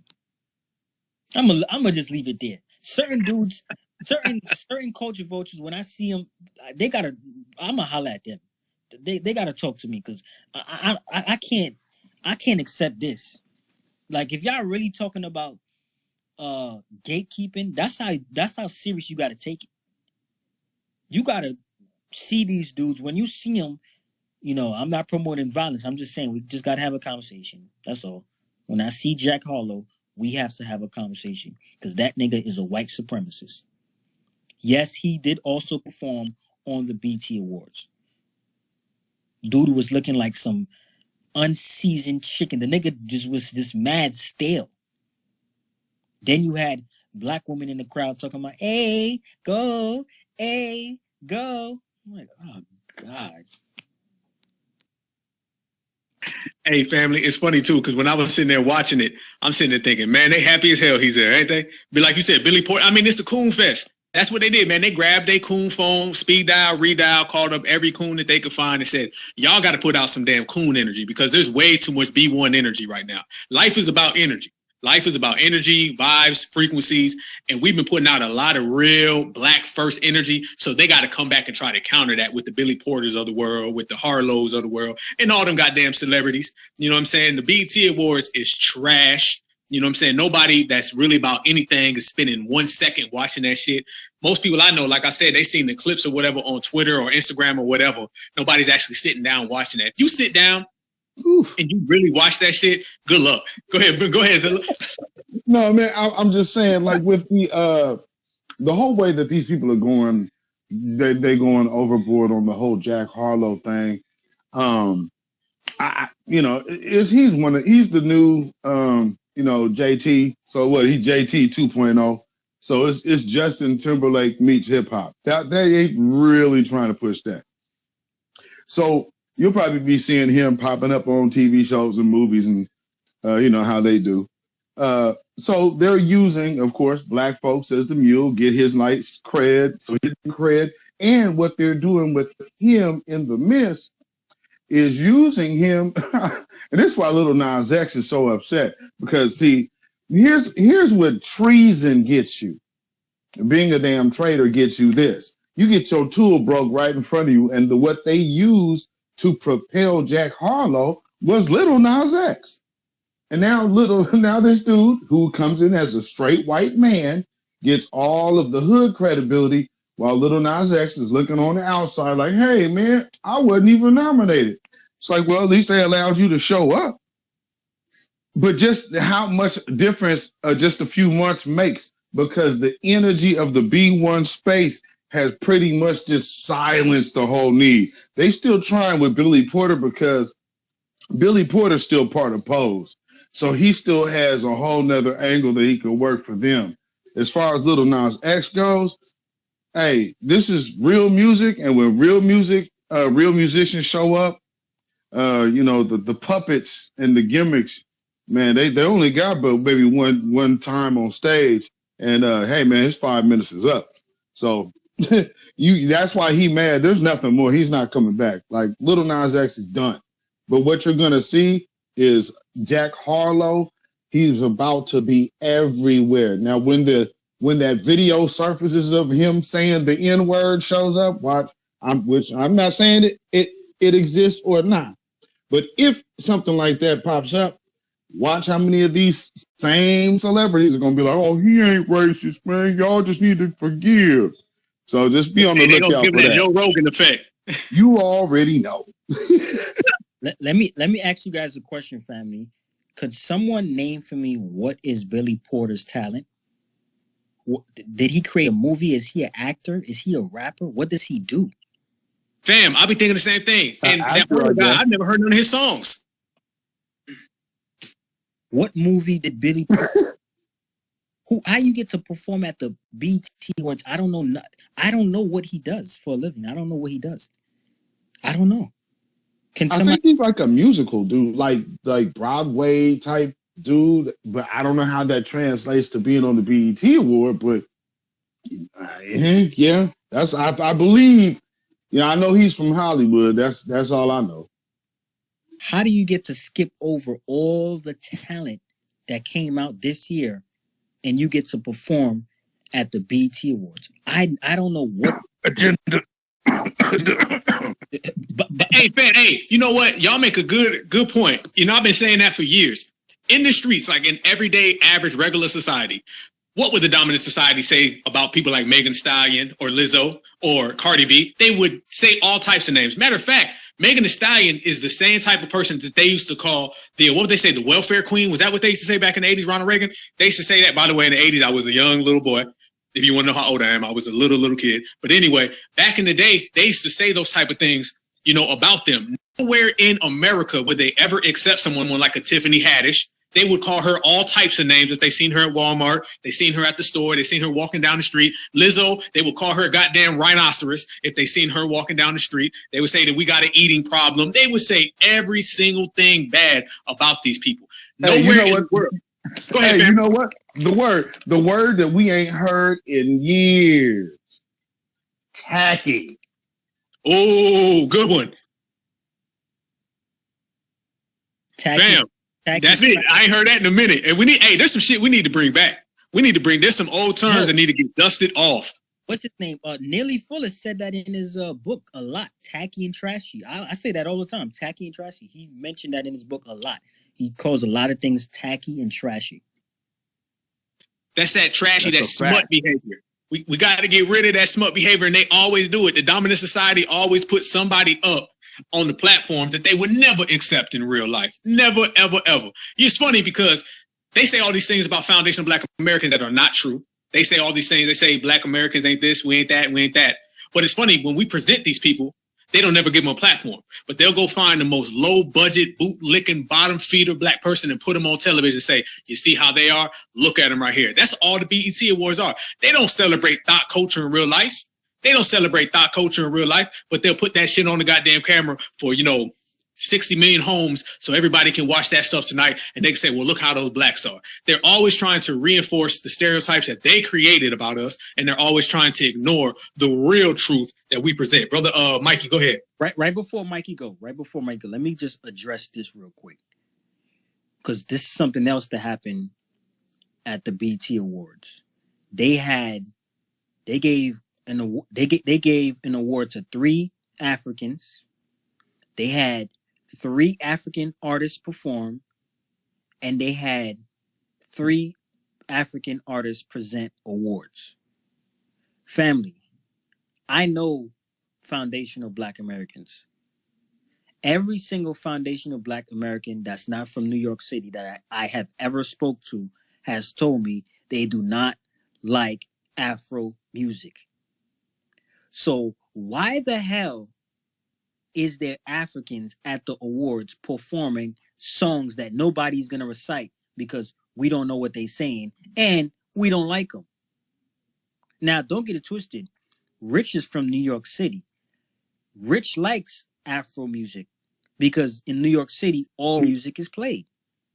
But I understand why foundational Black Americans from out of state do not like Afro music, because y'all don't listen to that shit out there. So why the hell is 3 African artists performing at the BET Awards? 3 African artists are getting awards.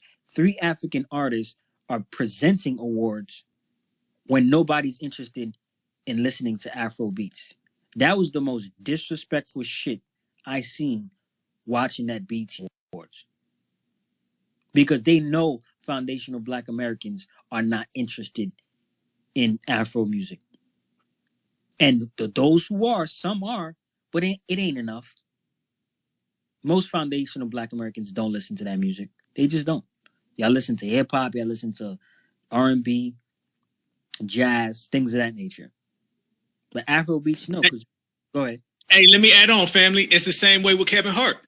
It's the same thing with Kevin Hart. Foundational Black Americans didn't pick Kevin Hart. Fuck no. Foundational Black Americans was out here liking people like Cat Williams. Y'all know how we get down. They went around and they always avoid people, because it used to be back in the day, for folks who don't understand comedy, it used to be you had to come up through the grassroots.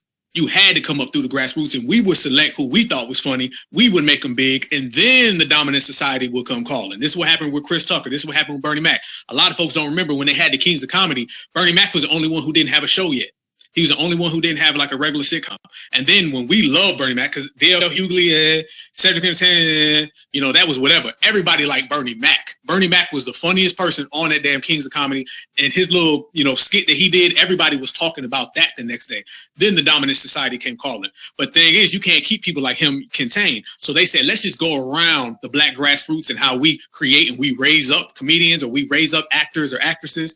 They said, let's skip all that. Let's skip that. Let's just go and start picking people from the bottom. So there you go. You see Kevin Hart, boom. Kevin Hart comes up, and if you're according to Hollywood or Hollyweird, Kevin Hart is like, what, 99% of Black folks, Black comedians. He gets the most jobs, the most opportunities. He walks around like he's doing something so, phenomenal, or he's broke some type of mold. Brother, they handed that shit to you.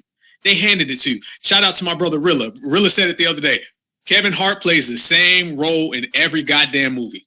Every goddamn movie, he's the same role. He's a little runt guy, falling, tripping, doing all those antics. And a lot of Black folks don't really think dude funny. A lot of Black folks don't think Tiffany Haddish is funny. I'm not saying they don't make you laugh from time to time. I'm not even shitting on them.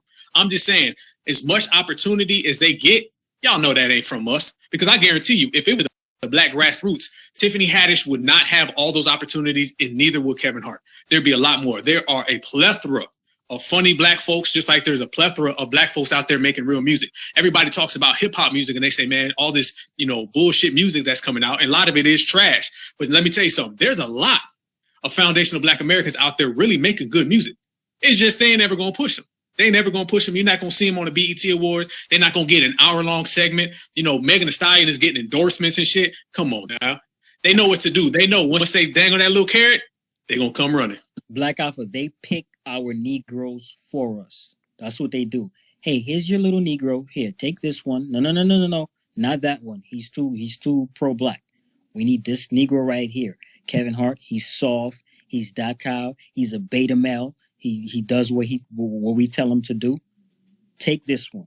You're not gonna take a Dave Chappelle. He's too pro-black. No. Take Kevin Hart. This is why they're parading that little dusty ass nigga named Jack Harlow with that corny ass haircut. He's so corny, he don't even know how to imitate black culture. He's just so corny. He's on that stage. He has no stage presence. And if you're performing at the BT Awards, you got to have flavor. You got to rock the crowd. His corny ass. This is what Jack Harlow is here to do. Then I'm going to let Mikey go. Jack Harlow is here to be that guy for the dominant society. He's here to handpick agendas and help the agenda come through the hip-hop community. Right now, what they're trying to do with hip-hop family, listen to me closely, they're trying to bring the gay agenda into hip-hop. They're trying to turn hip-hop into a gay music festival or a gay genre. They had Santana perform that fat, sloppy, I don't even know what he is, but that fat, sloppy dude that rolled with the cigarette, had him perform at the lineup. They had Billy Porter perform at the BT Awards. They had Billy Porter with 3 trainees in the back dancing as backup dancers. They had they had 2 trainees present awards at the BT Awards, family. Please tell me what exactly that is, if that's not a gay agenda on the rise. One more thing. They also had a white man and a black man kissing on a commercial, family. This is what happened at the BT Awards. Go ahead, Mikey. No, I was saying, damn, what the fuck was I about to say? When y'all said what was the importance of Billy Porter, I think he's the advocate because remember the stereotype used to be gay black men or black people's the one with the HIV and AIDS. I believe he has AIDS and shit, and he was like the speaker advocate because he's black and gay, and he got that shit, if I'm not mistaken. But other than that, he serves no real relevance. Nobody knows the guy. Nobody knows his talents. Nobody watched any of his shows. Who is Billy Porter, family? Who is Kevin Hart? Who is Jack Harlow? Who verified them? Who is Eminem? You just said something that it just reminded me of something when you said Eminem. Basically, where Eminem, you know how rap, our shit is an alpha male dominated situation or whatever, right? But that's why they try to usher Eminem and make him the top of that because, how the fuck, they're speaking our language better than us and we speak slang and all that, but so we mixed it up or however, and, we just outwitted them with that shit. And that's pretty much what they're trying to do with Jack Harlow, usher him in to make him the face of hip-hop now. You know what I'm saying? And these black celebrities are the biggest coons on planet Earth. They're worse than coons. They allow anything to go down in hip-hop. They allow any artist to do whatever they want. Now, they go shoot up a rival hip-hop artist if that hip-hop artist mentions them in a song.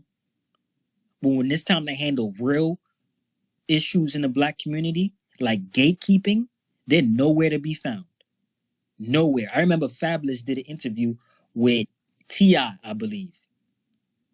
And he basically said, yeah, whenever it's time to vote, whenever it's time to do something in black society, they know where to come. They got to come to hip-hop. We the one that give them the green light to do whatever they want in the black community. Fabulous, the rapper Fabulous, that. the TI podcast. So these rappers, they sit there and this is what they do. They got white agents, they got white managers, they got white road managers, white assistants, white stylists, white real estate agents. Everybody around them is white. They signed to a white label. So of course they're not gonna sit here and gatekeep things in the black in hip hop.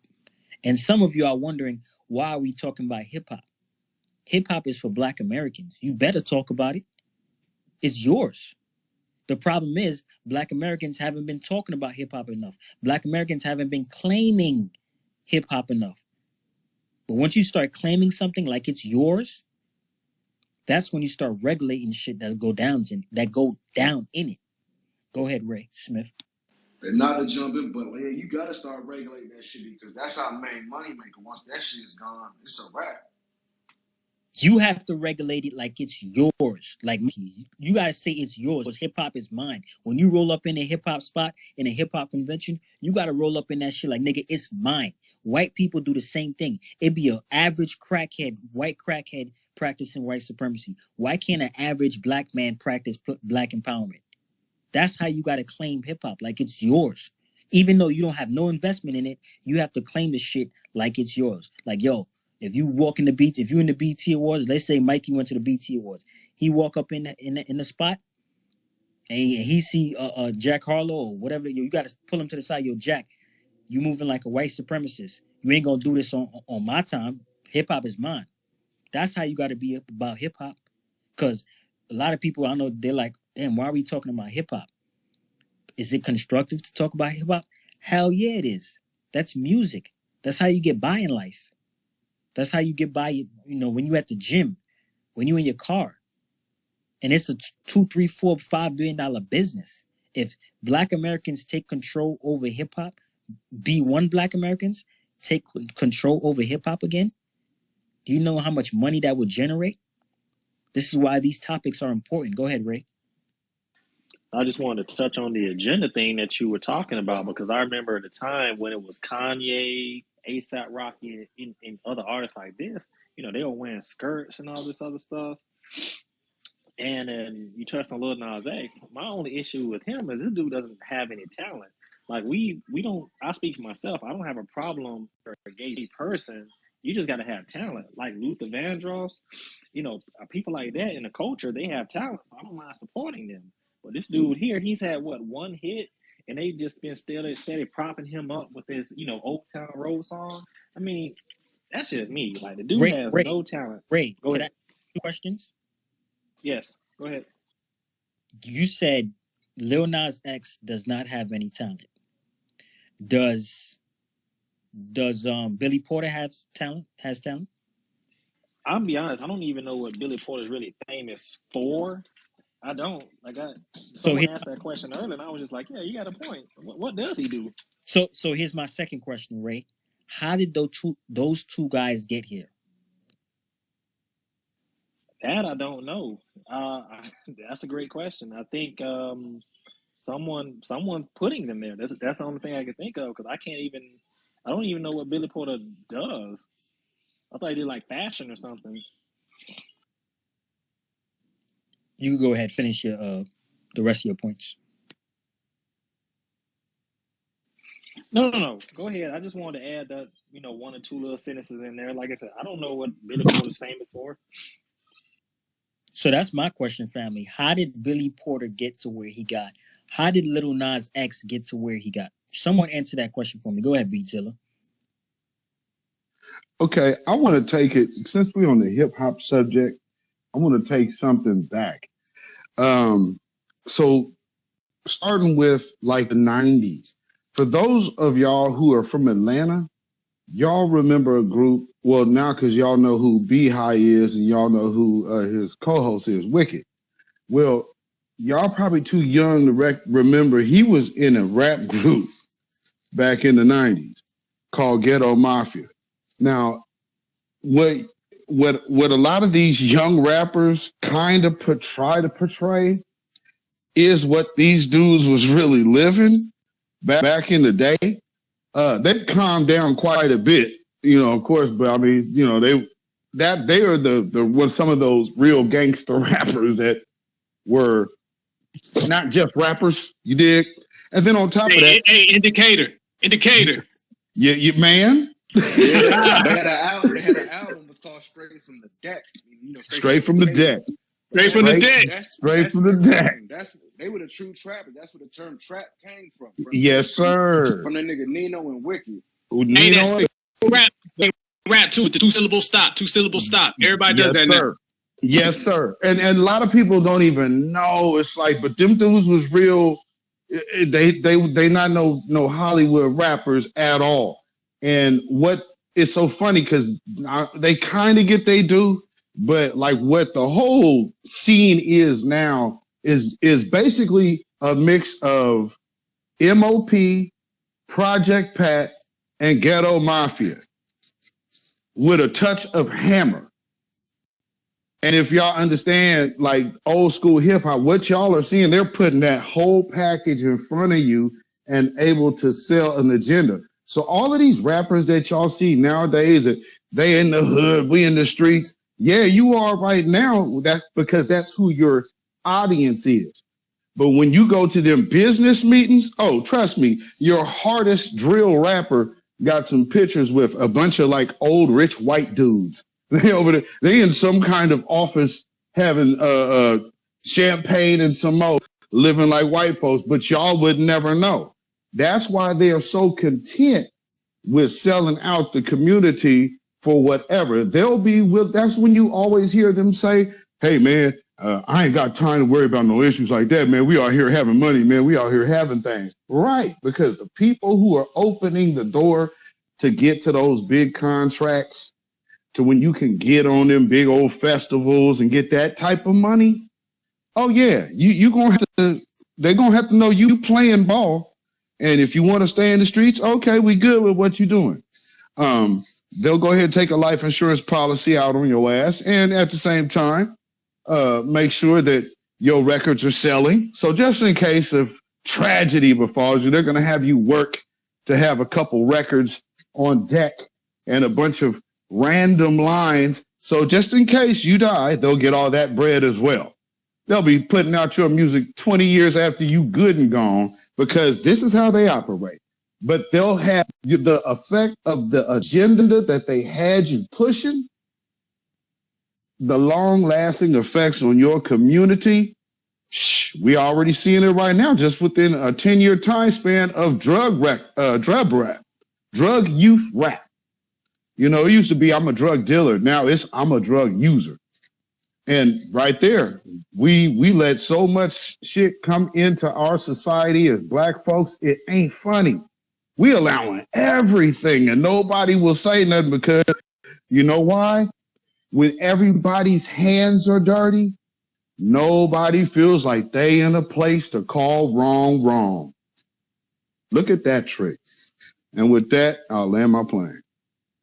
Family, we have to wage war on Black celebrities. I'm going to say that again. We have to wage war on Black celebrities. Every last one of them.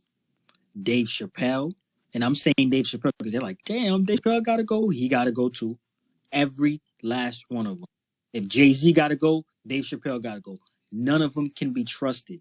We have to wage war on Black celebrities. You had, what's his name? Young Thug on the front cover of his album in a purple dress. And I watched the interview that Young Thug did, and someone asked him, what made you pose in a dress on your album cover? His answer was, oh, I had purple sneakers and there was a purple dress right next to the purple sneakers, so I thought it matched. That's the only reason why I put on a purple dress on my album cover. And when I heard him say that, I was like, yo, that's crazy as hell. I would never do that. But, you know, that's kind of smooth. Like, he just, like, it was just that spontaneous. But here's my question, Young Thug. Who put that purple dress in your wardrobe that day? That's my question, Young Thug. Who put that purple dress in your wardrobe? Island right there. Hey, it's funny that you say that, family, because as I sit here and think about everybody that we've just named, they all have skeptical backgrounds that you can't really pinpoint or you can't really locate. Like, for instance, we were talking about Lil Nas X, and a brother Ray was saying the same thing. It's like, Lil Nas X, like, dude, you came from nowhere. You know what I'm saying? And I remember they had some story. This is how I knew they was lying. They had a story about Lil Nas X that said he was sleeping on his sister's couch and he spent $30 on the beat and all that. That's bullshit. First off, your first music video, you had Chris Rock in it. Chris Rock ain't coming out for less than $1 million. He coming out for them M's. Billy Ray Cyrus is on it. He's coming out for M's. You were contrived. They found that guy and they came up with that bullshit story. Love to say things come from the grassroots. And this how you know they lying. They lying because they got to mention the grassroots. Oh, he came from, humble beginnings and shit like that. That lets you know they're trying to get us off their scent. This guy came out. They found him just like they found Billy Porter, just like they find all these other people. They put money in their bank, put money in their pocket. I've never seen no rapper come out that supposedly spent $30 on the beat and did it all off, his muscle and come out with $1 million video. That's not happening. These young guys today that are having big songs, they shooting them damn songs with their cell phones. Now the song may upload on the internet and, have 1 billion damn downloads, but they're not coming out the gate with $1 billion videos with celebrities, with actors, with actresses. That ain't happening. That's a telltale sign. And we got to keep focusing on these telltale signs that show you when someone is counterfeit or if they certified. All these people are always founts. They find them. There's a lot of coons out there. And like you were saying, Brother Rich, with these rappers out here, and I remember Young Thug saying that. And I also remember that interview when they said, should you care about black issues? And he was like, no, shit, we iced up, man. We shouldn't speak on that shit. I remember that little interview he said too. Now his ass is called that Rico and he up in there. You know what I'm saying? So it's always some sort. Go ahead. Real quick. Yeah, go ahead. And guess what? Guess who's iced up now? We iced up now, Young Thug. What's up? You locked up. We iced up. You when you could have rolled for Mike Brown and you didn't. When they asked you that interview, you was too iced up. Guess who's iced up now? We iced up now. B1 iced up now. FBA is iced up now. On code individuals, we iced up now. And we so iced up, we got our freedom. We could walk around. We could eat. You can't. When it was time for you to ice up, when it was time for you to ride on Mike Brown for Mike Brown, you didn't. Now your ass iced up in a 6x6 cell, and I'm not riding for your ass. When it was time to ride for the black community, you didn't. Now you can sit your ass in there, read your books, and I think you gay because you had a skirt on, so you'll be fine in there. Go ahead, Black Alpha. Hey, he traded them damn them bracelets for some shackles, huh? He got the wrong type on his wrist now. He's have a bracelet and a damn watch. Now he got some damn shackles. You know what I'm saying? But that's what happens. Hey, it always comes full circle. And this is what goes on. And yeah, I tell people, we got to make sure that hip hop is always gatekeeped. That is like the number one thing. Hip hop music is the biggest, first off, hip hop is the culture. Rap is what you do. Everybody knows that. You rap is, that's what you do. Hip hop is the culture. So anybody who's trying to infiltrate hip hop music is really just infiltrating foundational Black American culture. That's what it is. It comes from us. It comes from our oppression. There would be no hip hop without our oppression. Our oppression created the state of mind that made us go out there. The way we walk, the way we talk, we got that step, we got that bop. That all comes from us. So somebody's trying to infiltrate that, then they're really just trying to infiltrate our culture. And I blame a lot of those folks from back in the 90s, a lot of those CEOs and a lot of those people that were saying hip hop connects the world. It don't matter what color you are. If you come to our concerts, you see the whole front row is a bunch of different races and we all kumbaya.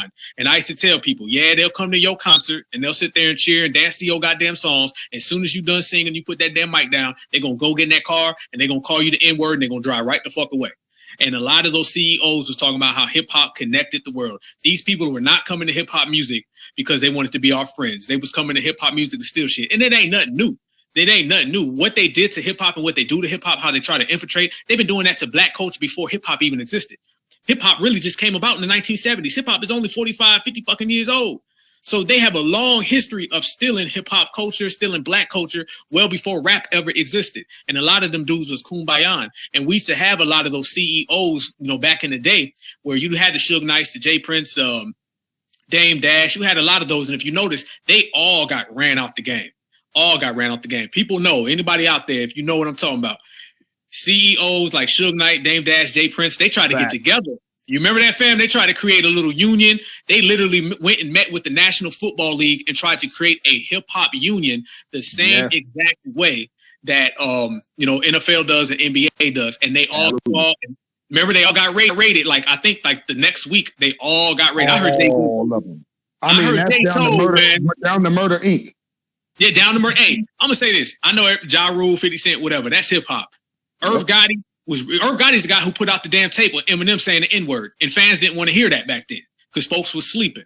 And he put out that tape with Eminem saying the N-word, and black fans back in the day was like, man, it ain't that bad. Mm-hmm. Remember that? They was like, man, fuck Ja Rule. They couldn't separate their little hip hop beef with Ja Rule and Murder Inc. and Irv Gotti from Eminem saying things like this. There was always somebody telling them.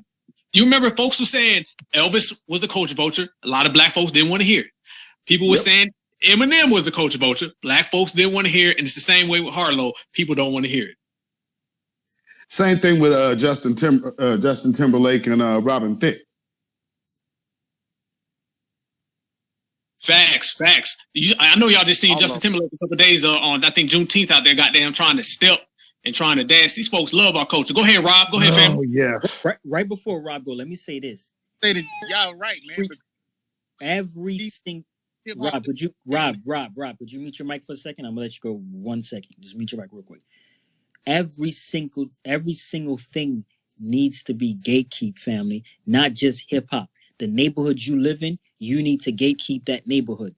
The people that you hire, you need to gatekeep that. Your information that you share with your relatives, the information you share with your friends or coworkers, you need to gatekeep that. Other societies, they do the same damn thing. They go to another society. Go to a Arab neighborhood. Go to a JEW small hat neighborhood. You don't even have to say nothing. You could tell they all move in one. You could tell they all move. Go to a black community. Nobody moves the same in the black community. This nigga over here, he has his agenda. This nigga over here has his agenda. Everybody, you don't even got to say nothing in the black community. Go to a black neighborhood, a black community, and just look at black people's faces in there. And you tell me, is everybody on the same agenda or not? Just do that. Go to a black neighborhood and look at every single black person's face. And you tell me, is every single black person in that neighborhood on the same page? And do the same thing in a small hat neighborhood. I guarantee you will see the difference. Just by facial expressions only, you will see in the small hat neighborhoods, they all on one agenda. We have to keep everything, every single thing, not just hip hop. Do you know how much money black people are missing out on in hip hop because we don't control it? Do you know how much white executives are in hip hop right now? You got what's that number one nigga that I can't stand? Y'all know who I'm talking about too. The owner of 300, Leo Cohen. You got Leo Cohen. You got these white road managers. Matter of fact, we don't even got to speak about hip hop. The owner of Fashion Nova, his name is Richard. I don't remember his last name. He's a billionaire of black women. Black women made the owner of Fashion Nova a damn billionaire. He's in his 30s, family. He ain't in his 40s or anything like that. He just bought the most expensive home in America, in California. Go look that up. The owner of Fashion Nova. Fashion and hip hop is tied together. Hip hop and fashion, they're damn near intertwined. The owner of Fashion Nova is a billionaire because of black women. Go ahead, Rob.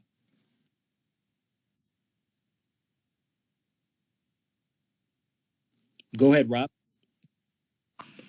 I was going to harp back on what y'all talking about with the hip hop. Now, the reason I started back MCing is because I got tired of hearing all this shit. And like y'all said, people want to listen to bullshit. They don't want to hear the truth. They just want to hear some shit about little buddy being on the block, somebody getting shot, your sister being called a bitch, or she out there sucking dick, shit like that. But like you saying, these white dudes, oh my goodness. Like you said, Black, that hip hop, it kind of hit me to my heart because that's our shit. And when these white dudes, these homosexual dudes, and all these dudes that's off cold call themselves trying to rap or whatever they trying to do, because they ain't MCing, because they ain't teaching nobody shit. They just culture vulturing and biting the crowd. I mean, I'm not trying to promote my shit, but hell, I got shit that motherfuckers don't even know what the hell I'm talking about because they don't want to listen to it. They want to listen to some shit about, like I said earlier, Lil Johnny, he got shot last week. Motherfuckers out here on the block. That's the type of shit that people want to hear. And it's time out for that. Like you said, we got the gatekeep, the music. Not only that, but like you said, when we go into these communities, we got to gatekeep our own communities. I was talking to these folks at the gas station the other day. If you don't want the police coming in your community doing all this bullshit, handle your shit yourself. Like you said, when you go into a black neighborhood, I mean, I see it when I walk through my hood. You can look and tell the difference that everybody ain't on the same page. Everybody ain't on the same code. Like you said, folks got their own agenda. If we can goddamn just get it in our minds that, hey, if we can come together and get this shit done, it can happen. The coonery is serious. And like I said, it's hard. I'm in the South, so I can only do what I can do. But I ain't gonna stop. I'm gonna keep going until my last breath to try to let folks know, hey, shit, we need them to cut that check. We need some reparations. We need our leaders, our local leaders, to be on code. You just can't have the lesser of two evils in there because you're still getting the devil, man. That's crazy. That's common sense is so. Common sense is lacking like a motherfucker in the world today. And I'm a land my plane right there. We need more people who are not interested in attention. Too much of us want attention. Too much of us. This is why so many black men and black women want to be rappers. They don't even want to be rappers for the money. They just want the fucking attention and fame. Most of us don't even want to be rappers to get our mothers out the hood and our fathers out the hood and our family out the hood. And this is how I know what I'm saying is true. How come all these rappers make all these millions and still end up getting killed or still end up going to jail? If you was doing it for the money, nigga, you wouldn't be in jail right now, young thug. If you was doing it for your family, you wouldn't be in jail right now, Casanova. You ain't doing it for the money, nigga. You doing it for the fame. Where I'm from, the dudes that raised me, nigga, we don't do this shit for no fame. We do this shit for the money. Period. We don't want attention. Too much of us want attention. If you a real boss, you don't even want to be seen. Moving silent. Period. You don't want to be seen. Why do I want to be seen? The more attention you get, the more problems that come. This is why billionaires, you don't know much billionaires. How many billionaires you know? All the white men and Arab men and Jewish men, JW men, you don't know who they are by name because they don't like to be seen. Real people with real money don't want to be seen. And that's the problem we have. That's why we can't get control of hip hop, because everybody wants the limelight. Everybody wants the attention. Nobody wants to be the guy in the back that signs everybody and fall back and just collect the money. I like what what's his name in Atlanta's doing. The ones that signed Migos. What's his name? The owners of that label. Somebody help me, please. Who he signed? P. They signed P, but what's the name of the label? P from Quality Control. Quality Control. Yes. I like what he's doing. Does the nigga love attention? He does. He claim he don't, but I like what he's doing. If he could just fall back and lay low and just be a CEO, I would like that even more. Diddy was a CEO, but Diddy loves attention. One thing about Jay-Z though, you can say everything you want about him, but one thing about that man, he don't like attention. And we need more niggas who do not want attention. Too much of you niggas love attention. And another issue that's going on in hip hop, the older dudes that's in their 40s that made millions of dollars, they lost it all. So now they still chasing a hit record. So how could they help the young folks that's coming up when they chasing a hit record? Because they broke. They didn't do the right things with the money. Say what you want about 50 Cent, but 50 Cent was smart. 50 Cent knew he wasn't the most talented. So guess what he did? He dropped Get Rich or Die Trying. He dropped The Massacre. He dropped about 4 or 5 albums, and he was like, I'm off this. He did what? 50 Cent is a genius. The nigga did one show back in 2011, I believe. He was like, yo, I did the show in some state, and I wasn't getting much love. The love I used to get, I wasn't getting. He said, you know what? I'm retiring. I'm not doing hip-hop no more. Instead of him watching himself self-destruct, he just turned the lights on his own. Other rappers and musicians, they don't know how to do that. They don't know how to exit the game on top. What he did, he exited the game on top, and he went into acting. He went into being an executive producer. The young folks, they don't have somebody that could game them up, because the older folks, they're too busy trying to catch up because they lost all those millions, tricking it off on white women. Ray, go ahead, and then Beatzilla. No, I just wanted to touch on something you said about Eminem, and I've noticed this too. No one else in hip hop has been as protected as Eminem. People are coming to, you'll say like, hey, so you better not diss Eminem, blah, blah, blah. Who else in hip hop does that? No one else has been as protected as that man has been in hip hop culture. Fam, first of all, what black man or black woman on this planet plays Eminem in their car? I don't know any black person on this planet that plays Eminem. I'm not making fun of the dude. I really don't know. I'm in New York City. All we do is blast music outside our cars. We're known for that.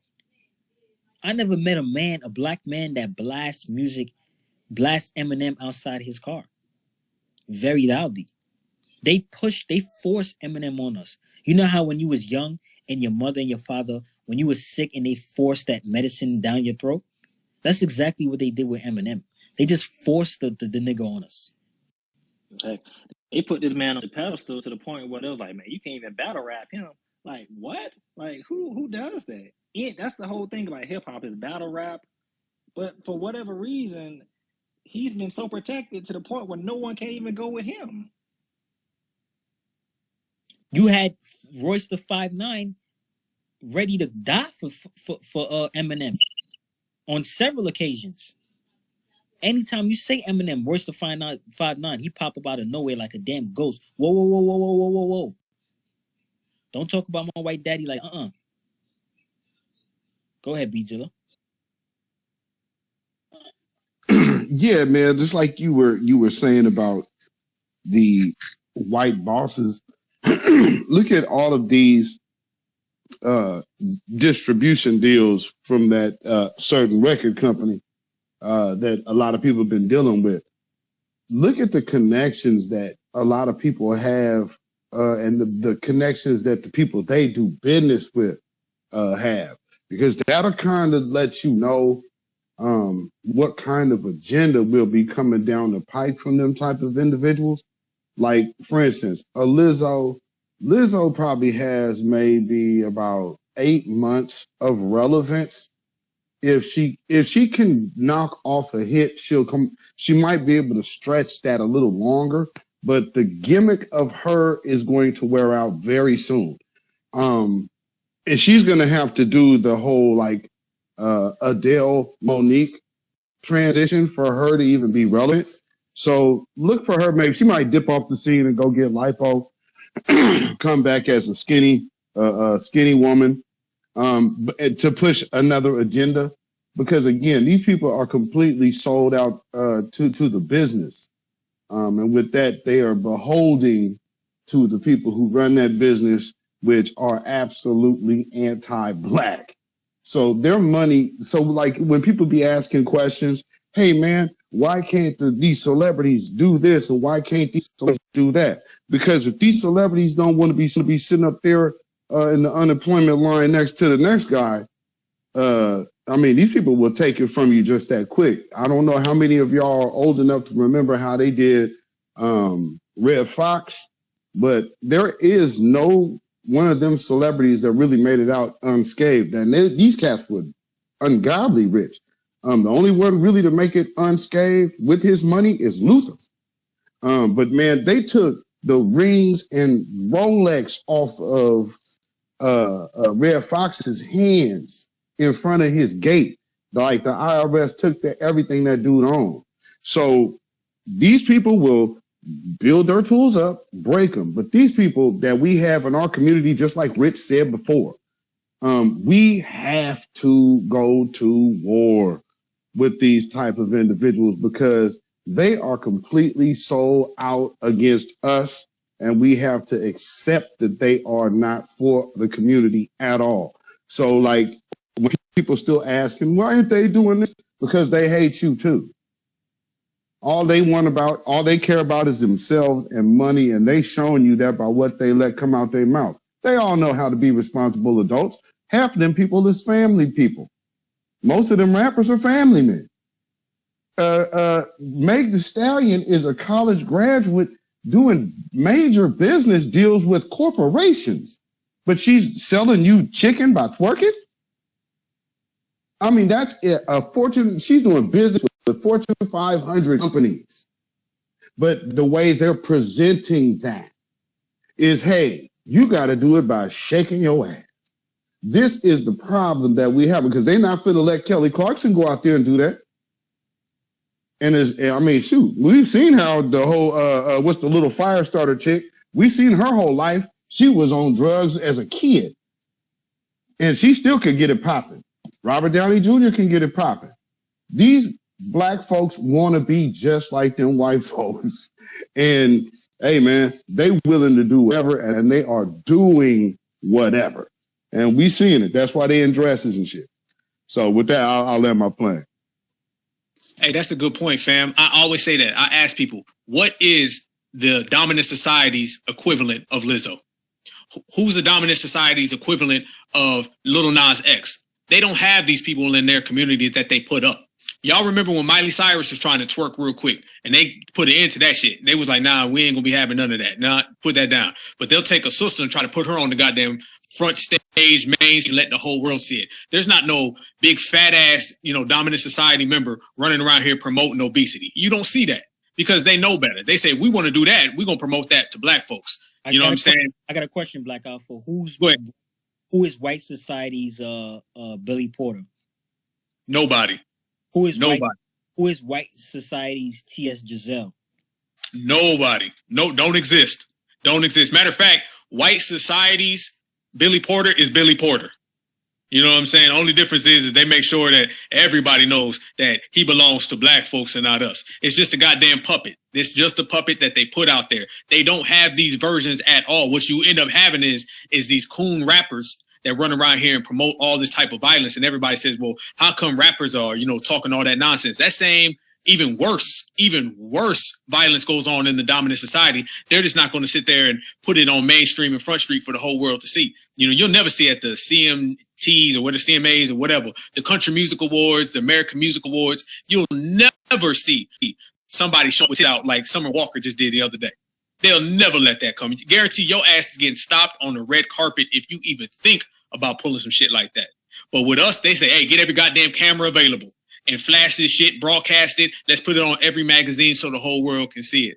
They know exactly what they're doing. And like brother was saying earlier about Eminem was so goddamn protected when he came in. It was to the point where a lot of black folks was protecting him, celebrities and non-celebrities. I like to call that at the Black Alpha Network. I call that there's always a Negro escort.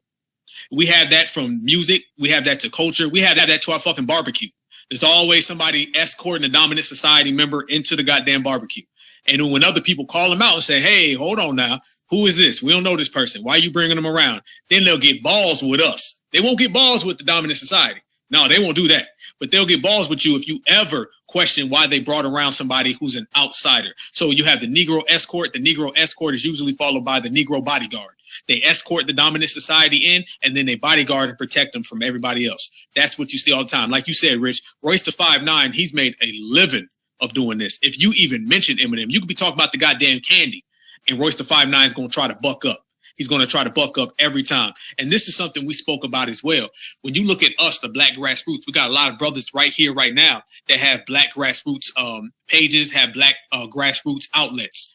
When you look at hip hop, all Black hip hop media outlets are white folks.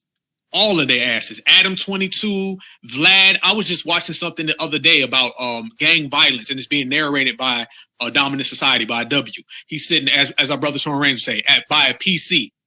This is what was happening. I was watching it, and they always have these little episodes where they're always nitpicking and saying, look how violent the blacks are. It's never done by a black person. Anybody can tell me who is anybody black in hip hop media. The only ones I can think of, Charlemagne's a coon.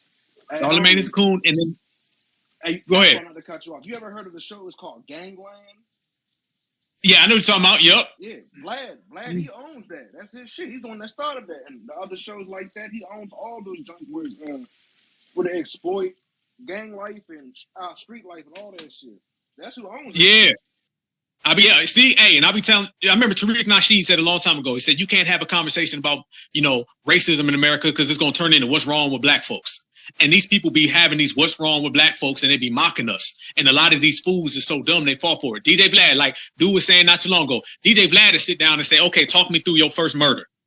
And they'll sit there and say, yeah, I grabbed the dope off the table, shot so-and-so, ran out the back door. The case is still open, but hopefully nothing comes of it. Next thing you know, the guy goes to jail. Vlad ain't nothing but a cop. He ain't nothing but a cop. Adam 22 is a cop. Curtis Jackson, 50 Cent. 50 Cent said it best. 50 Cent said a lot of these folks, they want to go on a safari with our culture. They want to go on a safari. They want to be in a car, but they don't want to actually get out. Go ahead, brother. Black Alpha, but guess what? You see how Vlad be asking them questions and they answer Vlad right away, no pushback? Let you, a black man, ask that man the same question. Or just to ask him, yo, how much you made this year? I'm trying to get motivated. How much you made? Don't be asking me that, nigga. Don't be watching my fucking pockets, nigga. Yep. That's the type of reaction you get. If a black man asks a black man that's the type of reaction you get. Vlad get it? Oh, Vlad asked this question. So how long you been a criminal? Oh, I've been a criminal for 10 years. I stabbed about 6 people. I caught about 10 bodies. What else you want to know?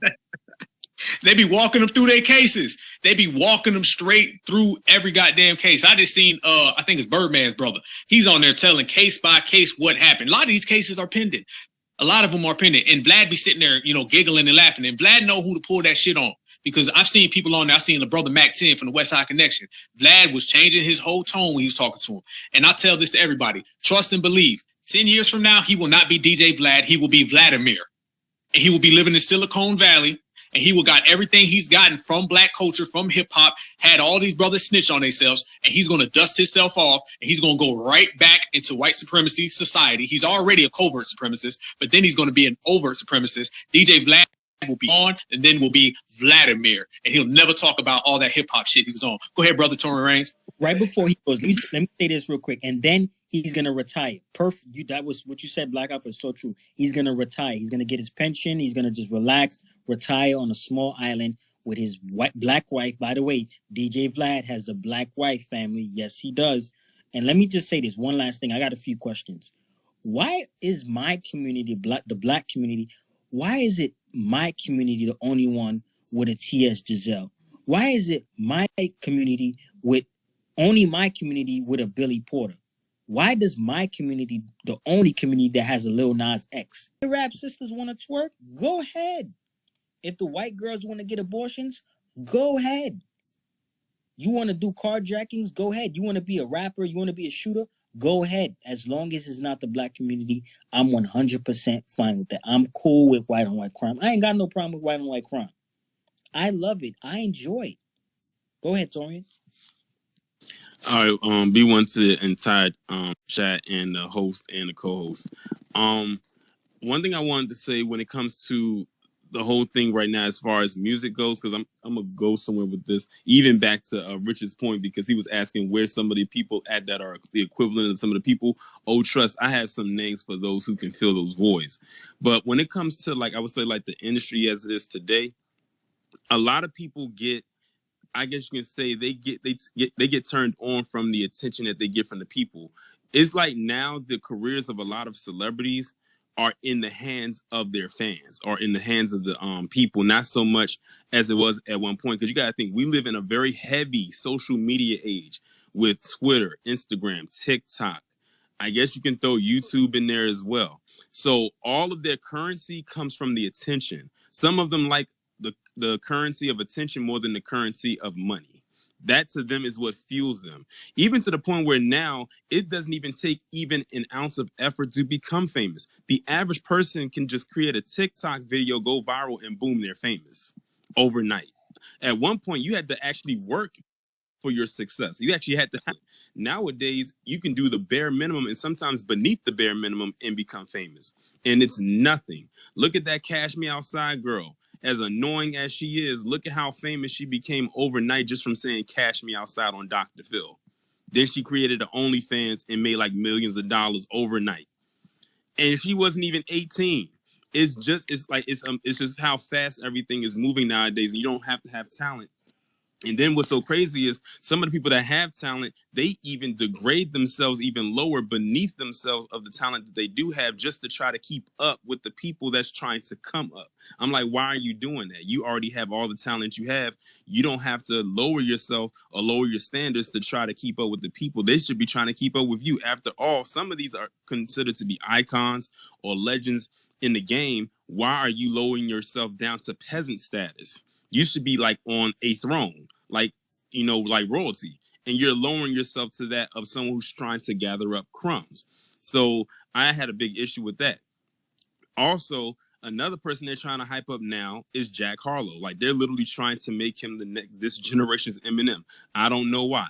But I saw an article, and I'm going to do a video about this too, on Madame Noir, of all places, where the headline was saying something to the effect of saying how Jack Harlow loves black women. And I know why they did that, because black men are not feeling Jack Harlow at all. I don't know any black men that says they are a Jack Harlow fan.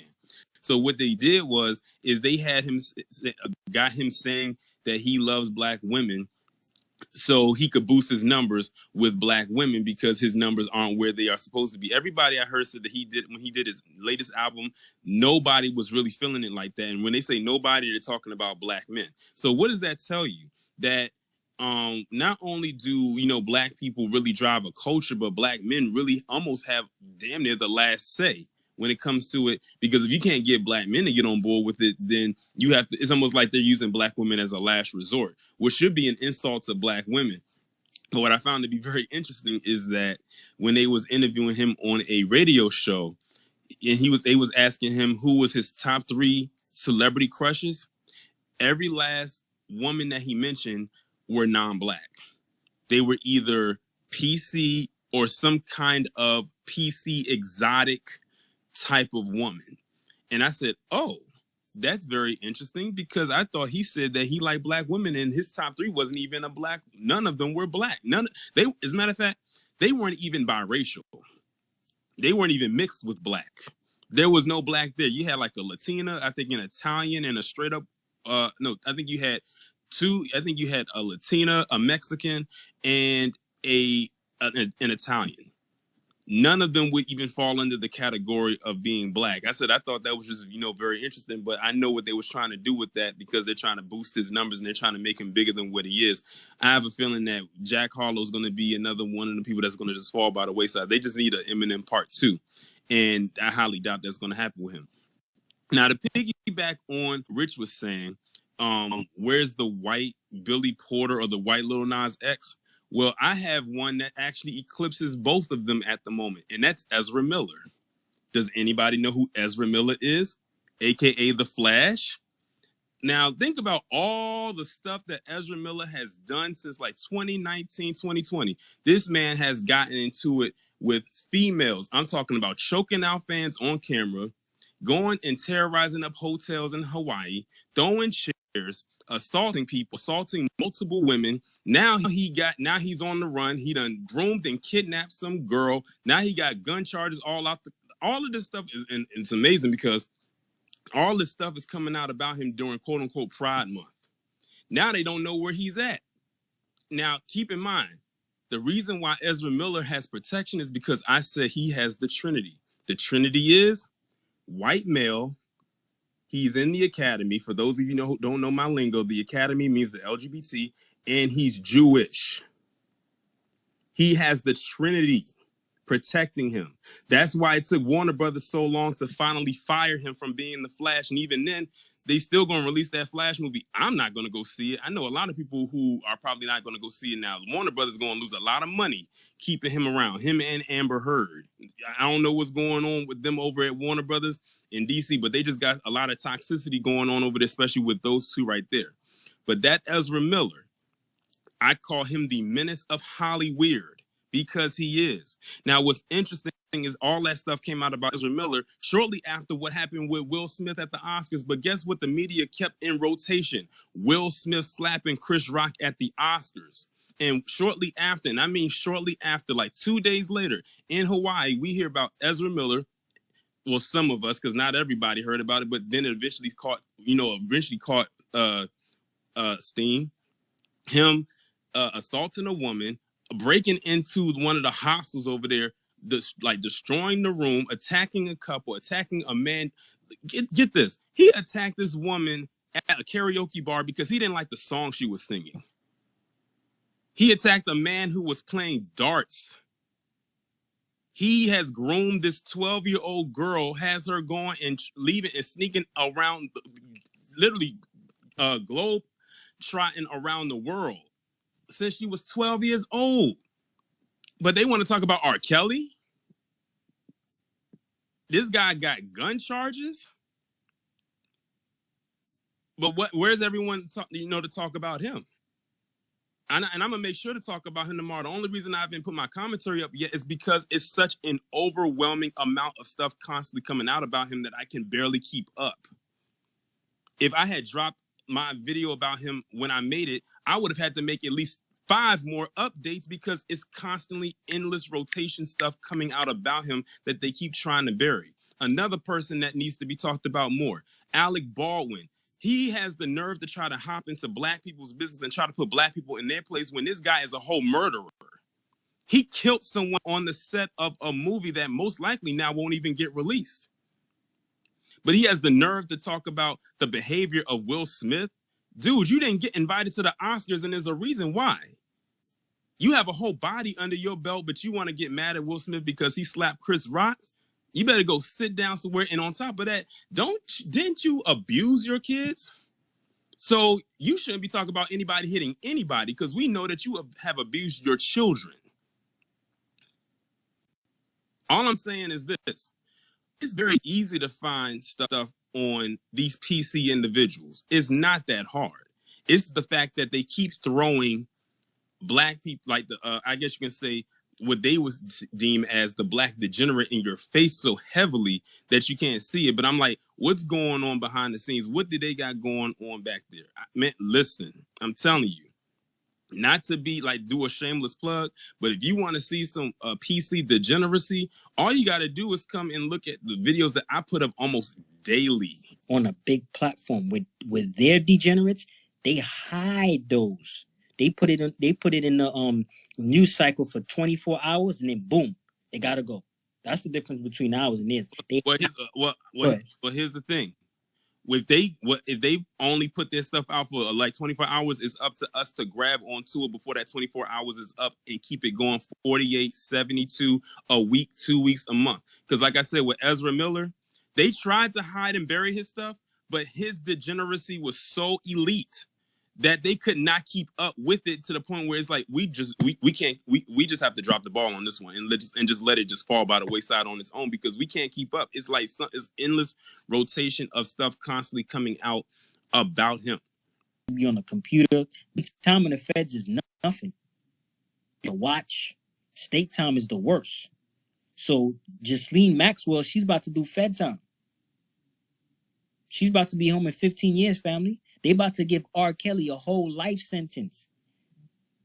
And yeah, R. Kelly, that nigga's a sick nigga, but guess what? That nigga ain't had no damn islands full of underage girls with presidents.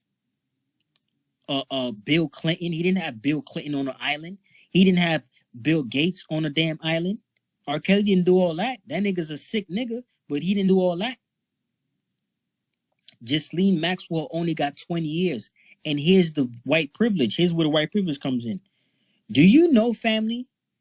They actually gave her 20 years, and the guidelines that her lawyer filed a motion that they wanted the sentencing guidelines to go along with the same time that she committed the charges. So the sentencing guidelines that they used were from 03 and 04, family. Have you ever heard that shit before? Where they go back in time and use those sentencing guidelines? All of us got some type of criminal in our family. Have you ever heard a black man get sentenced with old sentencing guidelines from 20 years ago? If they used the sentencing guidelines from today, her ass would have got life. She got 20 years because her lawyer filed a motion to use old sentencing guidelines from 2003, family. This is real talk. This is public information. It came out today. Here's something else. She's locked up in Brooklyn, New York, about 25 minutes away from me, Sunset Park. On paper, one's in their head. One's formal, one's informal. One they may not say out loud, but they understand it. You have the regular law that Becky, Karen, Ken, Bob, they all have that. And then you have another one, which is what I call the in-laws, and I'm not talking about your relatives. Understand what the N is for. And that type of law is not written down. That law, they may have took down every goddamn blacks can't come here and all that, but it's still in their brain. And it plays consistently in the court system. So anytime a black person deals with any type of thing, you understand these are at play. Like we said earlier about these rappers and these RICO cases. These rappers are taking, first off, half these rappers are fake as hell any goddamn way. 1 minute they'll talk about these rappers ain't real and these rappers are really just privileged and it's entertainment. And then the next thing you know, they're taking these lyrics literal. Nobody's out here trying to arrest Arnold Schwarzenegger for what he did in Terminator. You understand what I'm saying? Nobody's out there. No one's trying to get Bruce Willis for Die Hard. It's the same exact thing. Now to the point where they're saying, hey, we can get all these people. And when you start talking about things like RICO cases, which was a big factor, you know, we speak about a couple months ago, no supremacist group ever has caught a RICO case. Not one, not the Klan, not nobody. There's never been a RICO case ever since. As a matter of fact, Casanova, Young Thug, these are two not even gold rappers. Young Thug might be gold. All right. Casanova ain't sniffed a gold record. These guys have caught more RICO cases than every white supremacist group in American history. Two rappers, two basic ass rappers that I can name you a couple Young Thug songs. I can't really name you no Casanova songs. I just can't. These guys have caught more RICO cases than any supremacists. The Boogaloo Boys, the Proud Boys, or whatever the fuck boys, they have never received any RICO charges. So you see, when you're dealing with the dominant society, they have ways of infiltrating. This is why we do have to gatekeep, because half the things they do from the inside. They give you everything that you need that's going to bring you down. That's what we were talking about these rappers. That's what Brother Torrin Reigns was talking about. When you deal with the dominant society and all the little sneaky shit they do, we have to put this to the forefront. That's why the new black media is so important. That we're the ones out here really displaying a lot of shit they do. We counterpunch. You know what I'm saying? Every time they come with some bullshit, we counterpunch it and we stay ahead of the curve. And that's the best way you have to do it. If not, they're going to always control the narrative. So first things first, you have the dominant society, you have their minions, you have everybody that infiltrates, all the backstabbers, the coons, the sellouts, every last one of those groups that we can name, and there's 100 of them, there's a whole plethora of them. Every last one of those groups, they have in mind, how can we get foundational black Americans, you know, from the inside? Nobody's going to come in through that front door with us. Because they know them riders is at that front door. They understand that. So they got to come in through the goddamn windows, through the back door, the basement, the attic, all that type of shit, the chimney, however they can get in and however they can penetrate our space. We see it now with these Twitter spaces. When we make these Twitter spaces, we all know that they got a lot of people chiming in, listening. Just go listen to a Tariq Nasheed space. And those coons, those sellouts, those decoys, they pop up everywhere. everywhere. So this is why gatekeeping is so true. And one of the main aspects of gatekeeping is what we do right here on the new black media platforms is exposing them. The more we expose them, it's good, because back in the day, they would pretty much have all control. All control. Whatever they said was broadcast, and nobody could ever give a counter issue. No one ever could give a counterpoint. Now we can provide counterpoints for people who don't know. I always say this as well. The young folks coming up underneath us, they're going to be coming up in a way different world. Way different world. Now we have a voice. Now we can speak. Now we can connect. Now we can build with each other. Back in the old days, man, I mean, if you had to find a brother, sister on code, man, they had to be damn near right next to you. Right next to you. Right here in this space, we got brothers from Washington, brothers from Brooklyn, we got brothers from Chicago, we got brothers from Georgia, Florida, all the 50 states. We all here in one space, and we can share notes and we can build something together. You don't have to just rely on who's in your local town, because some folks may come from a coon town where there ain't nobody who's really on that business. Now we can build with each other from afar, and the more we do that, the more we grow. But it all starts with gatekeeping, it all starts with exposing, and it all starts with us showing everybody that foundational Black Americans, we are on one accord, and our lineage is very, very strong. Go ahead, Brother Rich. I just want everybody to hit the clap emoji for me, please. I need everybody to do that. Nipsey Hussle's killer just got his ass whooped in prison. He had a court date, I think today, but he couldn't make it because he got his ass whooped. So I just need everybody to hit the clap emoji, thank the ancestors, and thank that man who did God's work by whooping Nipsey Hussle's killer's ass. Hit the clap emoji, family. This is what we need. That's what being on code is. Nipsey Hussle's killer got his ass whooped. He got his ass whooped so bad he couldn't even make it to court. So I just want to thank the ancestors. I just want to thank whoever was responsible. Thank you so much, brother. God will bless you. You will get less time. You will come home, brother. Thank you so much. And speaking about Nipsey Hussle, the only rapper that was really about his people, he was the only one that was taken out. They could have took Lil Nas X from us. They could have took I don't know, Billy Porter. They could have took anybody else. The only one that was taken out was the most important one, Nipsey Hussle. Nipsey, I'm gonna say this: Nipsey Hussle was more realer than Jay-Z when it comes to putting in work for his people. Nipsey Hussle was realer than Jay-Z. Jay-Z asked this nigga just gave out cryptocurrency classes to his former projects, and I don't know if you guys seen this, but the people in his project was like, yo, my nigga, what I'm gonna do with this? I don't even have money to invest. I don't even have money to pay my rent. How am I gonna invest in cryptocurrency? Hey, Brother Rich, did you see that some of the people just had shit thrown at their front door? Yeah, I seen the picture. I think I retweeted it. Yeah. Yeah, I must have seen it from you then, brother. Yup. Yeah, in Jay-Z's projects. That's literally about 15 minutes away from me. People in this project was like, yo, my nigga, you out here giving cryptocurrency classes, my nigga. I can't even pay my rent. Where am I gonna get money to invest in fucking cryptocurrency at? This is how far removed this nigga is from the hood. Like, he's just oblivious. He think niggas got money just like him. Niggas ain't got money. Especially money to lose. If you're gonna put a nigga onto something, at least put him onto real estate. At least. You might lose money in real estate, but the chances of you winning money in real estate is far greater. Cryptocurrency is down right now, if I'm not mistaken. But this is what he returned to the hood and gave fucking cryptocurrency classes. And whoever that sister was that said that was so true. That had me dying. She was like, yeah, I can't even pay my rent. I can't even buy a supermarket. I can't even get gas. Where am I going to have the money to invest in cryptocurrency? I'll land right there. That's that infiltrator again. That's that infiltration again. And you got a lot of those, man. Jay's a real slick guy. You got to be real cautious with Jay-Z. Jay-Z's a real clever guy because he knows how to do just enough little things. When somebody calls him out, he can point to a few. He can be like, well, no, I did this, and this. I bailed out a few people in Baltimore. I bailed out a few people here. I donated this. I donated that. Jay's a real slick character. I always say a lot of these little snake type characters, they come in two different ways. And there's two people that are a personification of both. Jay-Z and Puffy. They're two different tactics, but they're both snakes. Yesterday, as a matter of fact, or was the day before yesterday at the BET Awards, Jay-Z, or not Jay, Puff got the Lifetime Achievement Award. And I always ask people, what the fuck did he get that for? I mean, literally, like, at the end of the day, all his artists, everybody used to talk about Shine and he set up Pac and all this shit. Look at Bad Boy Records. Look at Bad Boy Records. They call that shit the Bad Boy Curse. I mean, he done sent people off to different religions. Mace became a Christian. Loon became a goddamn an Islamic guy with a goddamn beard. Shine became a J. Fucking, what's the guy name? Flavor in Your Ear. Craig Mack was in a goddamn cult. Black Rob just passed. And this is all before we even get to Biggie passing away at 24 years old.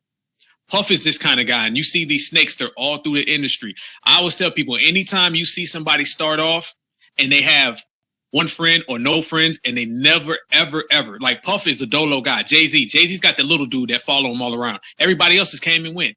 Everybody else has came and went. Dame Dash has came and went. Biggs done came and went. All the artists done came and went that they put themselves on the line for. Same with Puff. Who's around Puff? Who are his day ones? Somebody could be like, well, you don't see his day ones. They don't on camera. I don't do none of that shit. You would see it if it was true.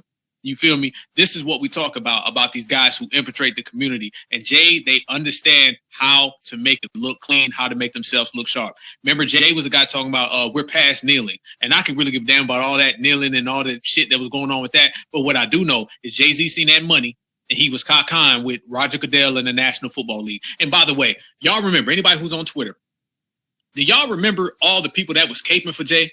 Remember, he made a chess move. He got a seat at the table. Now, we look back and what has came from that? What, we got Dr. Dre and Snoop Dogg at the goddamn awards or at the damn Super Bowl? Who gives a shit? Who gives a damn? They came and performed. What did he do? Good shit. I don't need to see a black person at the Super Bowl because the goddamn NFL is 80% black. And by the way, since the 80% black is in the National Football League, the players, 90% of the coaches are non-black. 90% of the goddamn quarterbacks are non-black, and like 100% of the owners are non-black. So none of that moved anything. So I don't need to look at Dr. Dre or Snoop Dogg or any of them. And by the way, Eminem was on that stage too, speaking to him earlier. I don't need to look at any of these entertainers and see some type of symbolic victory. Jay has done nothing for the black community. And like you said earlier, Rich, people talk about 50 Cent. I'll give 50 Cent one credit. Everybody that 50 Cent came into the game with are rich. They all got money. Tony Ayo is or whatever, but he's paid. Lloyd Banks is paid. Young Buck was whatever, and he out there doing whatever he doing. But I heard he squandered his money. 50 took care of his cats. When you look who was around Jay, you look who was around Puff. These guys are terrible stories. Puff, there's a lot of tragic stories. His dude, anybody's familiar with his dude, Riz and his man, I forget his other guy's name. It was Wolf and Riz. Both of those guys, gone. Biggie, gone. Craig Mack, gone. Black Rock, gone. The only person who made out and actually made something for himself after him was Mace. That's the only person. And Mace disses him. Mace just had a record out about him a few months ago. But people didn't want to hear it because, you know, Puff is Puff. But at the end of the day, these people are the ones who infiltrate our community, and we have to gatekeep them. And it starts with them. And I always say this, if you look back at a lot of people from the 1960s and the 70s, a lot of those civil rights people, and we say how they didn't pass the baton to the next community, what did any of these rap CEOs pass down? If you look at the state of hip hop, a lot of times we blame these young folks coming up. These guys, 19, 20, 18, they sitting on M's because they done made a couple rap songs and they downloaded or did a TikTok dance and they got famous. All right, that's whatever. But at the end of the day, when I look at a lot of those CEOs from the 90s, they didn't pass down shit in music. No, Snoop Dogg just got back Death Row Records because Death Row is owned by some W's. I think Tupac's estate is owned by W's. These people did not pass down anything. Bad Boy Records, Rockefeller Records, so on and so forth. These record labels should be in full effect and they should be teaching people. Nobody came up with any type of internships for these young rappers. Nobody had that union we were talking about. Who has bred these rappers and actually molded them and told them about the landscape and how to navigate through the music industry? Nobody has, so there's no reciprocities involved. So what we have to do is look at a lot of these guys out here, Puffy, while he's sitting here dancing and shit, doing songs from 30 years ago at the BET Awards, he ain't passed down nothing. I see him talking about he's going to give some money to Howard University or whatever he's talking about. At the end of the day, these guys have not done anything. They haven't put any young black person in a position to succeed. And when you see these rappers out here getting doped up, they ODing, they running out here getting popped every weekend. A lot of that is because them ODs, the CEOs, they didn't pass nothing down. And then a lot of those older rappers, they fell back and they begging the young guys for features. Everything is fucked up and it's going backwards in the music industry. And that's why Hip hop, celebrities are not a reflection of true foundational Black American society. Go ahead, Brother Zilla. Okay, one thing I want to say, with a lot of these people, you know, like with Jay was talking about, yeah, we kneel, you know, but what's next? Nothing came about that, and now if you look at it, if I still correct, I don't believe Kaepernick is still working in the NFL. So you know there is that. Now, with that being said, that was a pacification move. So when you get this a big name in a hotbed, so he's gonna calm down he's gonna be like the Negro whisperer, right? You know, so and it's Jay-Z. So all of these celebrities, what do they do when they want black folks to do something? If you want black folks to vote, go talk to a rapper. You want black folks to calm down, go talk to an entertainer. Even back when MLK was assassinated, they had James Brown performing. So there's always the look for the one popular black attraction that can calm down these angry, I've had enough black folk out here. But at the end of the day, that's their job. You know, it's just like be mindful of that. And for all of these people who were shallow enough to believe that Roger Goodell, for some reason, with all of these rich billionaire anti-black this chattel league was going to all of a sudden do something for black folks. I mean, like, look at the combine. People are really starting to really bring that out right now of how that even looks. It looks like a slave auction, you know. And so now if you're sitting up there, got one of our own in the midst saying, hey, man, trust these folks. Man, please. Now we know this dude is not to be trusted. He's been compromised because we can see our clear enemy and he's telling us we should rock with him. And, hey, we done past kneeling. All they wanted us to do was just go away. And that was it. And then, you know, with that, I'll end my plane.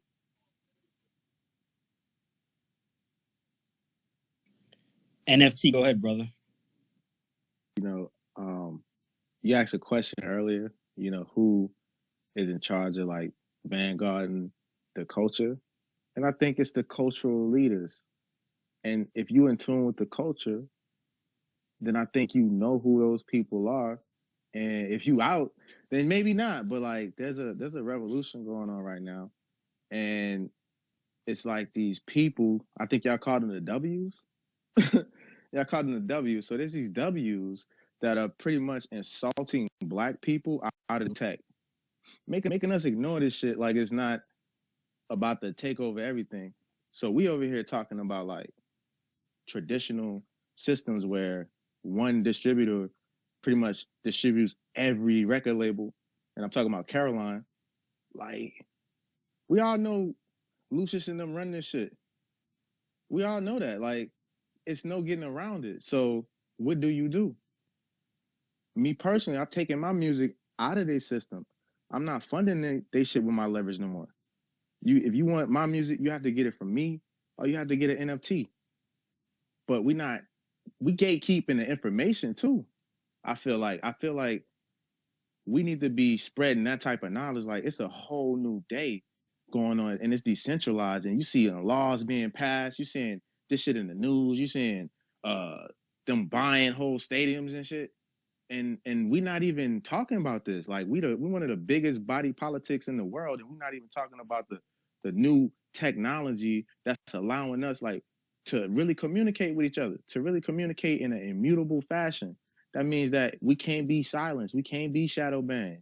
Like critical race theory, the fact that people like really sitting there and talking, well, it's not in the schools. Like, bro, put that shit on a blockchain and make them deal with it. Like, ain't no deleting that. Ain't no censoring that. Ain't no blocking that off the internet. It's up and it's stuck.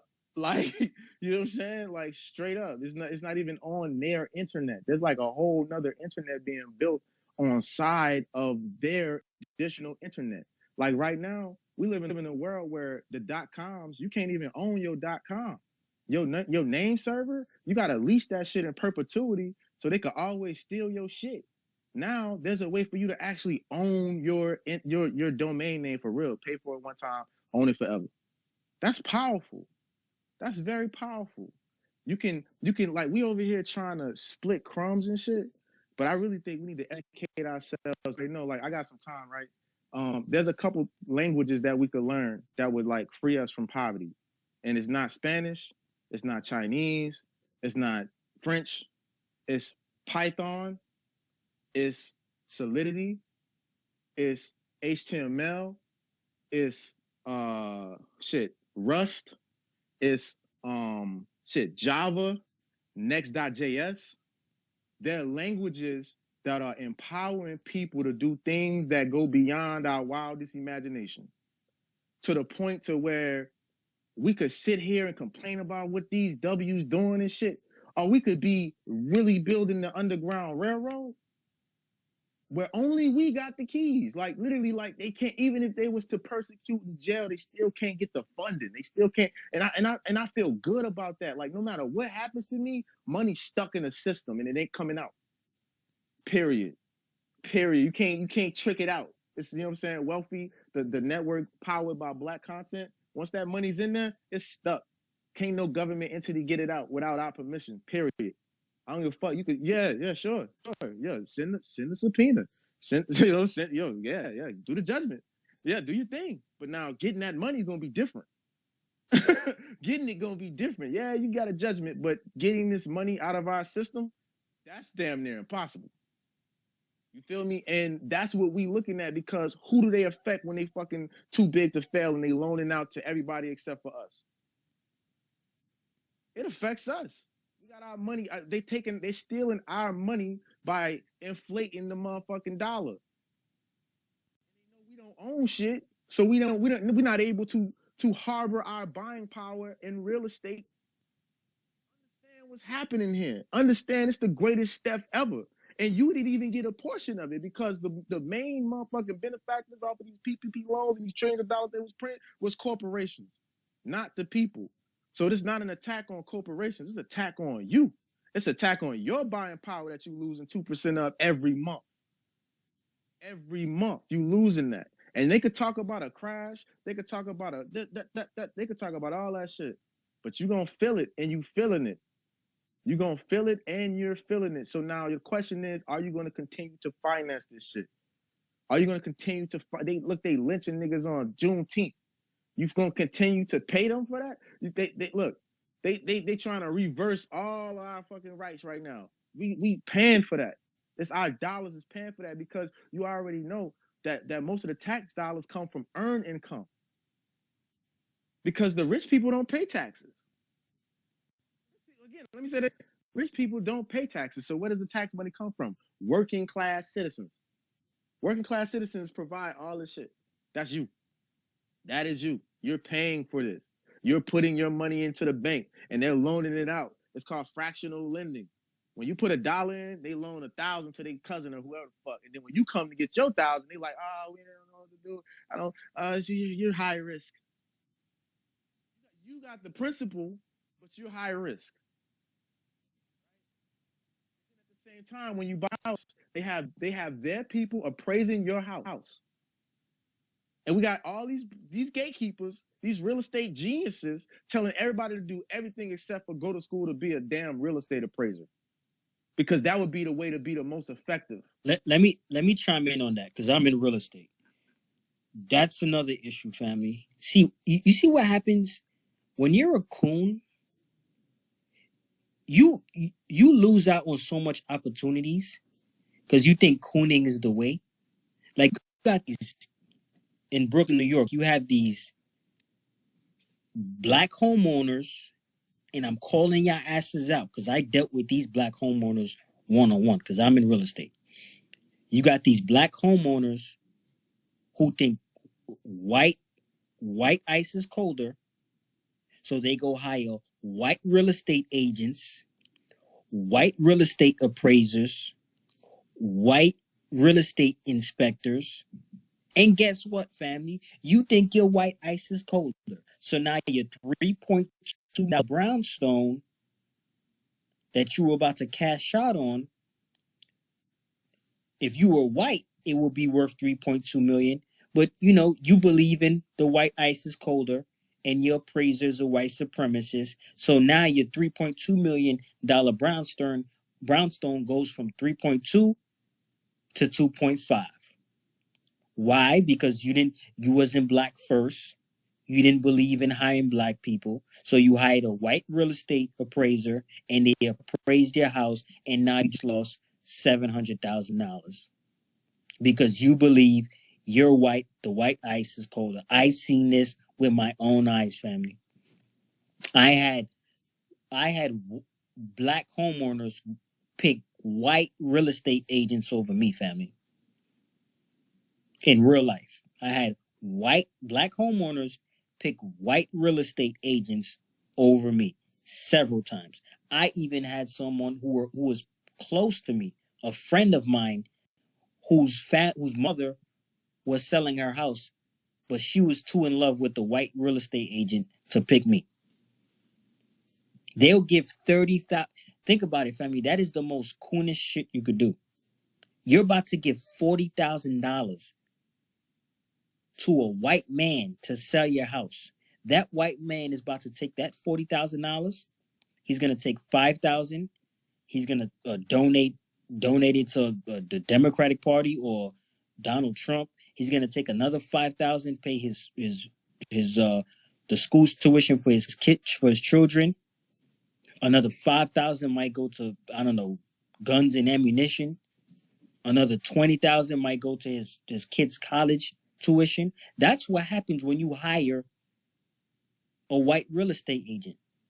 But when you hire a black real estate agent, that $40,000 that might go to, I don't know, his children, those black children. I don't know. I'm guessing, maybe, I don't know, because you don't know. You the one that hired a white real estate appraiser. And this happens all around the country, not just New York City. Black people hiring white real estate appraisers and getting very low numbers back. Why do you put yourself through this when you could just hire a black real estate appraiser? When you could just hire a black real estate attorney? When you could just hire a black real estate agent? Because niggas believe the white ice is colder. Go ahead, NFT. You can finish off. Man, you wrapped it up, because I mean that was a part, and I mean we do this on multiple industries. Like, my mother's a travel nurse, and for the longest I didn't understand what it is that her job did, right? But they're just basically fancy headhunters, right? They find jobs for people, whoever turn they got a contract or whatever, get a pay rate, and then they get like 30 grand a year. 10% of her income times N, which is the number of nurses that just don't have the contracts to basically exploit themselves or self-exploit, which we have them now. You feel me? And it wasn't nothing to say, hey, mom, you really want to get this W 30 grand a year? Like, when your kids gotta, you know what I'm saying, get out the, like, why don't we just put that in our bubble? Like, and it just takes for going on Udemy, finding a little $15 class that's actually ran by a black woman who's going to give you all the contracts on how to start a nursing agency. It's awesome. It's $15. So definitely go support that black lady who gave us all that game and them contracts. God damn. We need to stop gatekeepers information. We need to just it needs to be just common knowledge that, you can do a lot of different things, like Fundrise. I just got hip to Fundrise. Like, you can get into real estate, and you could, for less than $40 or $40, you could actually, tap into and get you some cash flow. Maybe not that much, but this is the type of information that we need to be sharing. And also, if you come into our Discord, this is the type of information that we're sharing, along with those coding resources, so that you can go get you a job making $250,000 a year, starting off learning Solidity or 1,000 jobs. If you literally Google this, Google Solidity and jobs, and then you're gonna see, like, this starting 150,000, 250,000, 300. Python, it's 190,000 jobs for Python, all starting at 125K. You could learn this shit in 3 months.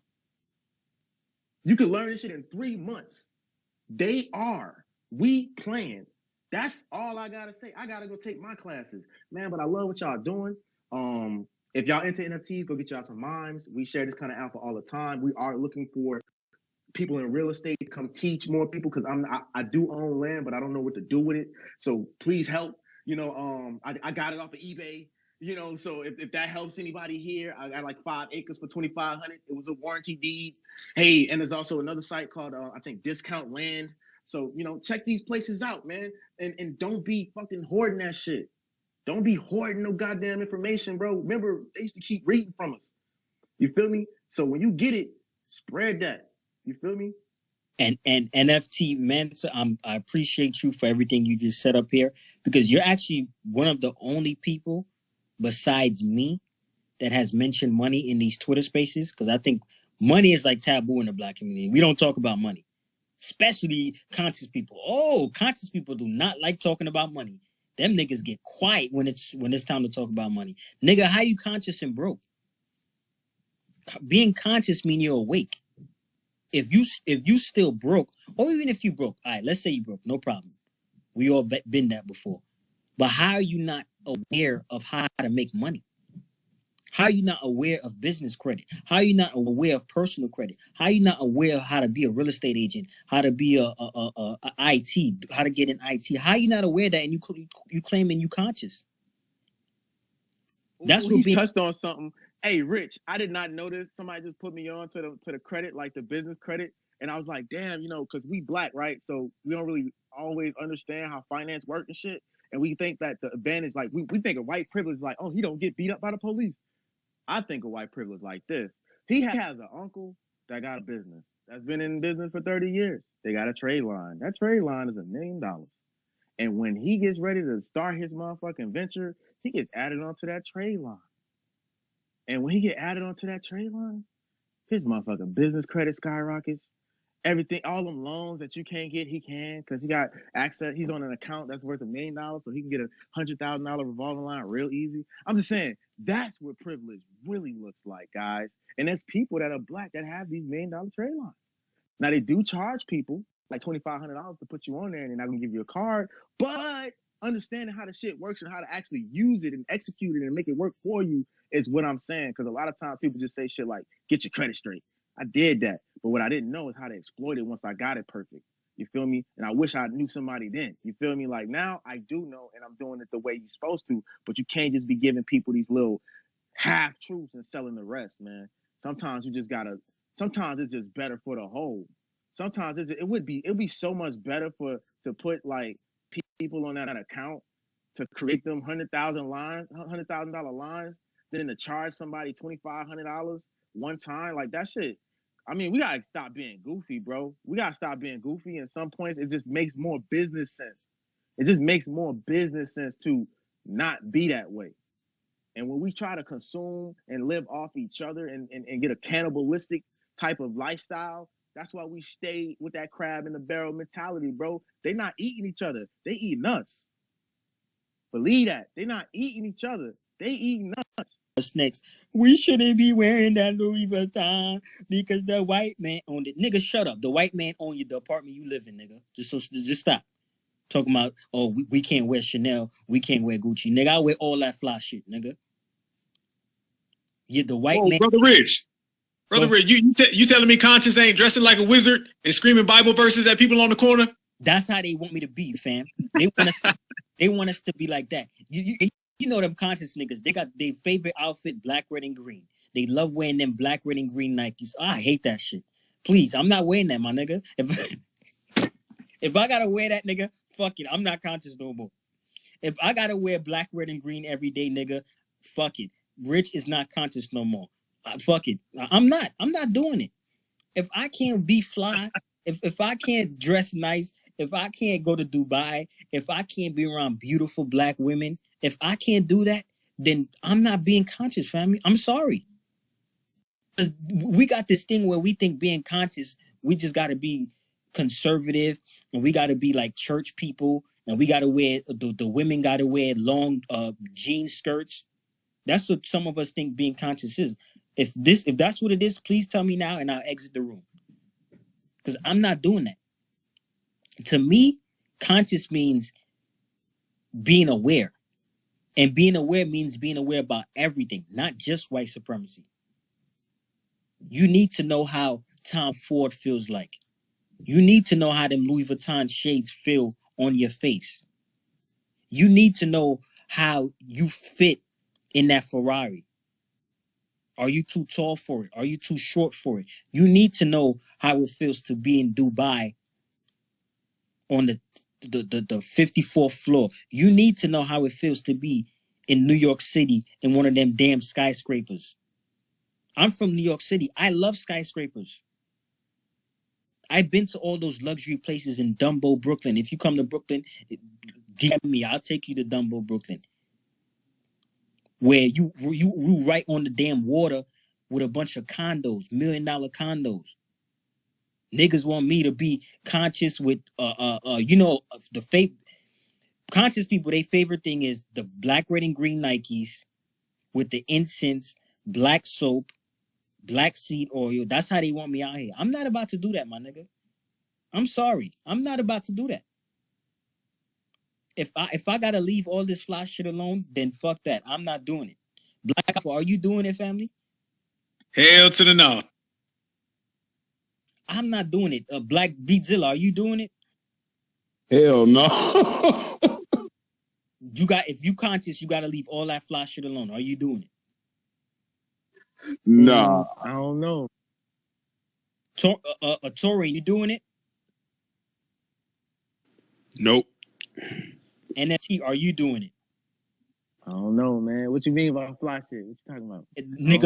Nigga, you know what I mean. Every little fly thing. I don't put that shit on. I don't put that shit on. Listen. Make them get shit on. Listen, every single fly thing that you own, you got to throw it away. That's the only way you could be conscious.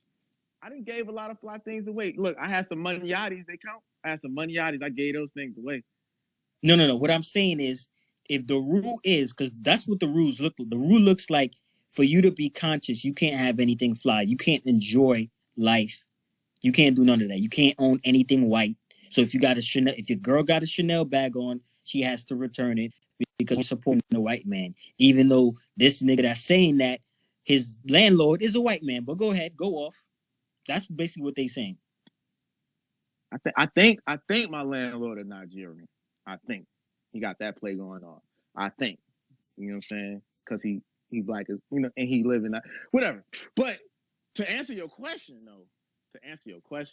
I mean, hell no. Whatever I think is fly, you right. Like whatever I think is fly, I don't know what I ain't gonna qualify, but if I think it's fly, give it up for the conscious community. And here's the problem. The reason why we have to break that cycle is because that's not appeasing to younger black folks. No, don't nobody want to sit here all day and dress corny and act corny. Nobody want to do that. The young folks don't want to do that. You need something. You got to show them that, yo, look, this being conscious is fly. Being conscious is being able to speak about anything. Being conscious is being a saposexual. That's what it means. That's what being conscious means. Being conscious is knowing how to speak well, talk well, dress well, smell good, got all the cologne. That's what being conscious means. Being conscious, white supremacy is just a small piece of being conscious. That's not the whole thing. That's a small piece. And I'll land right there. Spartan, you wanted to speak. Go ahead. Oh, what's up, everyone? It's me tapping it in. This platform's lit. Black Alpha Rich. Respect for doing this. What I wanted to say is a couple of points. Like, so what do you think about black designers, black creators getting into the space, like having our own? It'd probably take us some time to have us our own Ferrari, but we know us. We could have that. Not doubting us, but like, what do you say to that? Like us having, we got Dapper Don, R.I.P. Virgil. What do you say to having our own Louis and stuff like that? Let me jump on that real quick, Rich. Let me jump on that real quick. I'm gonna spin it back to you, and I'm gonna big you up. When I first met my brother Rich right here, first conversation we had, we was talking about whenever you create as a black person, make sure you plant your flag right next to your creation. Make sure whether you do that like publicly so the world can hear it, or you do it, socially, or you do it business wise. Make sure you own it, because the problem is we do a lot of creating, but we don't have a lot of ownership. We came way back in the day, a long time ago. We came up with all these great inventions, but someone else took the credit for it. And you see that all the time. This is what we've been talking about today, gatekeeping. Gatekeeping basically means you got to own your shit. You can't go around and say you gatekeep something that you gave away. And unfortunately for us, we gave away a lot of our own creations. So it starts with planting your flag, putting your stamp on it, and not being like you be saying, Brother Rich, they're brand ambassadors and they run around here and act like they're owners. That's wrong. We got to get rid of that. We got to be true owners, own what's ours. If it's your intellectual properties, make sure that it is your intellectual properties and you are getting everything from it. So to answer your question, it's just a last question. I'll let Brother Rich go ahead and further go ahead. But when you make something, you create something, you have any type of business dealings. I don't care if it's in the political world, the social world, the biological world. I don't give a damn. Finances, like Brother NFT was saying, anything, real estate. Make sure that whatever comes from that, whatever is monetized from that, comes directly to you. This is how you pass down generational wealth. This is how you get your own wealth. We talking about riding around and fly shit. You can't ride around and fly shit when you sitting there creating it, but it's going to somebody else's pockets. You know what I'm saying? So make sure anything that you do, it has your name on it. It has your date, you created it, everything that you came up with. I don't give a damn if it's an idea. I don't give a damn if it's something that you can build like physically, something if it's just in the computer world, the tech world. Foundational Black Americans have to start taking ownership over our own creation. The days of somebody coming and robbing us for what we did got to go bye-bye. Go ahead, Brother Rich. Excellent point. And y'all could give a clapping emoji to that, because that was an excellent point. Excellent point. That's exactly what we need to start doing. Another thing we need to start doing, being more realistic. Being more realistic, especially in the conscious community. I'm going to keep it 100 with y'all, family. The conscious community is not a fly community. It ain't a appeasing community. It ain't a community where you be like, damn, them niggas looking good over there. It's not. Let's just keep it 100. It's not. Let's stop faking it like this conscious community, it looks good. This shit don't look good. The only three people that make the conscious community look good, Jason Black make the conscious community look good, Tariq Nasheed makes the conscious community look good, and Professor Black Truth. The rest of us, we just make this shit look boring and corny, and we all look broke. Let's keep it 100, family. Are we keeping it 100 tonight? I won't go live right now. No, we're not keeping it 100. I got a big dookie ass business team chain on right now with my black people. I'm feeling extra black right now. What are we talking about, man? Off that NFT and crypto money too. Like, let's talk about it, man. Jason Black, right, and Tariq Nasheed. Those two are the only dudes that ever made consciousness look good to me. I went to 3 Dr. Umar Johnson lectures in New York City. Family, do you know this nigga, when I got there, this nigga was playing conscious music? I'm not talking about regular conscious music. I'm talking about an underground hip-hop conscious song where the nigga talking about, yeah, Black queens, we need to get everything right, and we need to do. I'm like, oh God, Umar, just why are you faking it, my nigga? I know you be listening to Meek Mill and Tupac, and put that shit on, my nigga. Let's keep it 100 here. You over here pretending like you be listening to that shit when you get to the crib, my nigga. That's the type of shit I'm talking about. Let's keep it 100. Let's be realistic. Let's be fly. I don't want to be the only fly conscious dude because it looks weird. Hey, were they burning sage at Dr. Umar, brother? Oh, you know, Umar, that nigga loves sage. Oh, that nigga. he loves that shit. I don't like that, my nigga. I like fly stuff. I want all of us to be fly. Let's make this thing look good. Hey, you know what? It's crazy. Anybody right now who's in here that is familiar with the Black Alpha Network, make sure you subscribe to my channel. Matter of fact, before we go any further, anybody and everybody in the room, we got about 80 people in here. Everybody swing over to YouTube right now. It takes 2 seconds. Subscribe to the Black Alpha Network. Subscribe to Beatzilla, Afro League, Kid Gravity, and Brother Torrin Reigns. Make sure you subscribe because everything that we promote and we produce right here, it translates to our own platforms in the same B1 energy. Now, I say that to say this. Brother Rich is hitting on some real points. You ain't got to be no square to be real, to be deep, to be conscious. And we done had that too long in our community. To be honest, a lot of guys I used to see that used to speak about consciousness or being woke or pro-black or whatever you want to call it, they were snooze fest. I mean, I would literally fall asleep. I'm not sitting there watching you speak for 5 hours and that shit is like an old goddamn substitute teacher in the fucking 3rd grade. Nah, you got to get past that. The young folks, even the shit, they ain't got to say the young folks, anybody. We want to be up. We want to see it. You got to have some energy. Anybody who's familiar with the Black Alpha Network, they know I come from a way different angle. Way different angle. Go listen to one of my videos right now, and within 2 seconds, you're going to say, this brother is different. I mean, I got beats on there that hit, they drop, like they thump. It's a lot of energy. At the same time, though, we breaking down a lot of game. So this is where I catch people. This is where I grab people, and that's why I get so much love, and that's why people give me so many compliments. And as my brother Beat Zilla and a couple other people tell you, I'm the DMX of the new black media. And I take that shit as a wholehearted compliment, because they're not talking about the DMX that was wild. They're talking about the DMX that say some real profound shit. But at the same time, he says it with a vibe that grabs you immediately. So I own that. DMX is actually one of my favorite rappers. So when people told me that, I was like, damn. As a matter of fact, let me take that a step further. A young lady had wrote me. I don't know if she's in this space right now, but she wrote me and she told me that. She said, you remind me of DMX. And 2 years ago, I was running around telling everybody how DMX was, in my opinion, the most beloved rapper. You got Tupac and you got DMX. I feel DMX was somebody that a lot of people related to. So 2 years ago, I was telling people that DMX was a very beloved rapper and he's one of my favorite rappers. 2 years later, I got people comparing me to DMX on a new day. So I appreciate that. That's real. I salute that sister. She's listening right now. Much love. Let me say this. I knew Black Alpha was a fly dude when he told me what part of Georgia he lives at. I'm not going to say where. But when he said it, I'm like, yeah, I know you're a fly dude just by you telling me where you live at.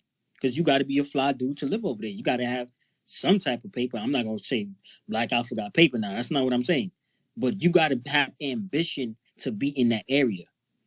Just by certain people saying certain things, I know you got certain type of ambition. When you tell me, oh, I was in this car, I got this car, I'm driving a Tesla, I'm doing this, I'm doing that. I already know you a fly dude. Just by you saying certain things. Torian, I see you. You was in California about a few weeks ago. I seen the video that you did. I could tell he's a fly dude. I could tell he's ambitious. Because he's like, yo, let me get to Cali. Let me go to Beverly Hills. Let me see.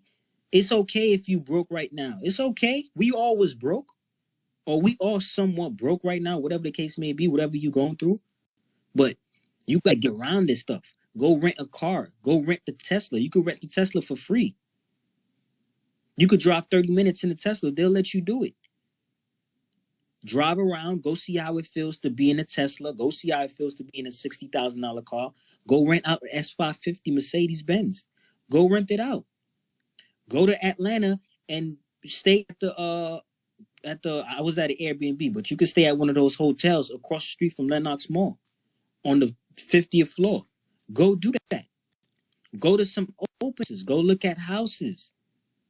Trust me, just because you're broke, when you start doing these things, you start meeting millionaires. You start meeting people who are making real moves.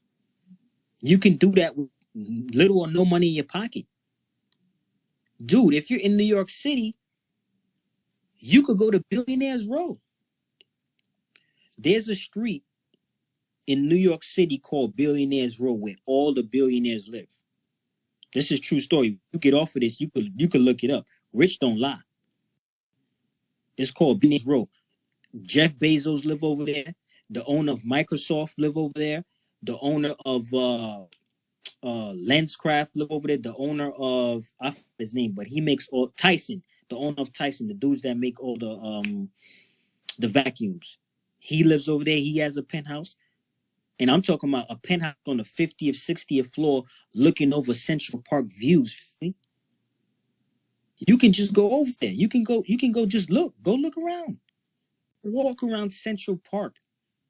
You smell money. White women with Chanel bags you never seen, Rolexes, Petit Philippe, watches, $250,000. Just go over there and smell the aura. So you can know how to move like these people and you could get like them. Even when you don't have any money in your pocket. Go ahead, Torian. When you had mentioned about being fly, and I'm directing this to you, Rich, because I know you know who this is. It's probably people on here who know who it is when I mention the name.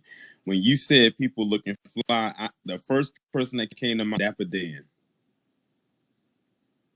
Dude, That was the first person that came to mind was Dapper Dan. I said, y'all better put some respect on Dapper Dan's name and get that man his flowers while he is still here. I remember watching a documentary about him. I'm like, wow, when I was looking at his creations, I said some of that stuff you would see on the runway, but you didn't know it was him. And I said, that's crazy. Like, his story is just amazing. If y'all haven't like watched the documentary about him, like look him up and look at the influence that man has had on the fashion industry. This is a black man out of New York that had black people in the hood looking like they lived on Park Avenue or something. Like they was like famous. And a lot of people from back in the day wore his designs, but really people didn't really know who he was, because he was just like like a regular black dude from New York, and then he finally like got his just due, unfortunately years later. But now his stuff is pretty like when you hear that name, especially in the fashion industry, is like it kind of like people just kind of stop. If he was to walk into a room, everybody would probably just freeze because his presence is very well known. dude, Dapper Dan is all the fly stuff that you see, like Torian said, all that came from Dapper Dan. Here's the crazy thing. I just retweeted one of his posts on my page. Y'all could go see it. I just retweeted one of his a post he made earlier today. That dude is a genius. That dude started things that was never there before him. I don't know if you guys are familiar with the dude Exclusive Game out of Atlanta. Anybody you see out there that's making custom-made Louis Vuitton, making custom-made Gucci, that came from Dapper Dan. He did that. He started with the streets. He was making clothes for drug dealers in Brooklyn and Queens. He was making clothes for them. Then the celebrity scene, they was like, wait, hold up, where you got this Gucci from? And they would tell him, like, yo, this is custom made. You got to go to Dapper Dan. That's the type of fly stuff I want us to be on. Let's make this stuff look good. I'm not even gonna lie. Like, I want this shit to be fly like Melvin Nunnery. I don't know if y'all know him. He's a billionaire black dude who actually built an app called Scholarly that actually scouts athletes. But then he got an offer from China to buy his company, and rather than sell the company, he sold a clone of the company and withheld 70% of the ownership for $4 billion. So, he don't look that cool, if I'm gonna be real. He look kind of nerdy and squarish. But I'll take that money. You know what I'm saying? And also another guy, if you guys use the app Calendly, anybody using the app Calendly? Another black billionaire. So while we could focus on how you dress and everything, man, if you're a billionaire, you can hire a stylist if you ever so chose. But if you want to get to the billions, I think you might want to spend that shoe and clothes money on books and courses. Well, just me personally, but you could do it both. You could do both. Hey, look, I want everybody to have whatever they want in life. I'm just saying, if you have to pick one. Let me say this though. Let me say this. It's not about the designer. It's about the ambition. See, when you see somebody with Louis Vuitton on, you don't really like the Louis Vuitton. You just like the fact that this person was able to afford it. Like, yo, okay, this person is like, he's different. He's able to, how could he afford this? When you see somebody with a Rolex on, you don't really like the Rolex like that. You might want it, but you just respect the fact that this person was just so unique, so ambitious, such a one of one for him to be able to afford it. You're like, damn, I got to put some respect on this person's name because this person is unique. You don't see the average person walking around with a Rolex on. So it's not really about, it's about the ambition. It's about the drive. It's about the desire to chase these things, to accomplish these things. That's what it's really about. The clothes, that shit don't really matter like that. But that's what makes you stand out. When you walk in the room and somebody see you cleaned up, Tom Ford up, you got the Tom Ford custom-made $6,000 suit on, they like, hold up. Let me turn around and holler at this dude. Who is this dude? Who you? That's what it's about. Yo, hey, Rich, you heard what Deion Sanders said, right? You heard Deion Sanders said it best, man. He said, when you look good, you feel good. When you feel good, you play good. You play good, you pay good, you get paid good, you eat good, you live good, you die good. Trust and believe. That shit all step back to that step that you got. That bop. When you're a foundational Black American, see, we wake up with style. Ain't nobody more stylistic than us. You really fuck something up if you ain't got style and you an FBA, if you a B1, there's something wrong with you. You need to get some goddamn help because we just naturally got style. I remember seeing young folks when I was in middle school that had style. We always got style. That's just what we do. And style go a long way. I mean, look, our culture is based on style. Based on style. That's why you can look and across the whole goddamn world, they tilting their hat to the side. I see Nigerians trying to rock Timbs, bro, like they from Brooklyn. Like you, Rick. They are out here trying to act like they from here. You know what I'm saying? I see people trying to do drill music in goddamn India. They trying to do drill music in goddamn Nigeria. All across the planet, man. It's all about the style. The style is going to always be the first thing to hit somebody. You know what I'm saying? You can move in silence and that's all good. But eventually, you're going to be under the spotlight. And when you in that spotlight, you're going to have to perform. And you're going to have something that grabs people. It's called charisma.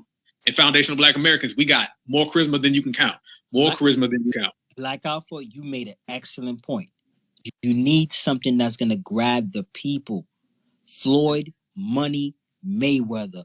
Put some respect on that Bro, hey, name. I was just about to bring him up. And you know what I'm about to say? Once we talked about this before, me and you in our personal conversation.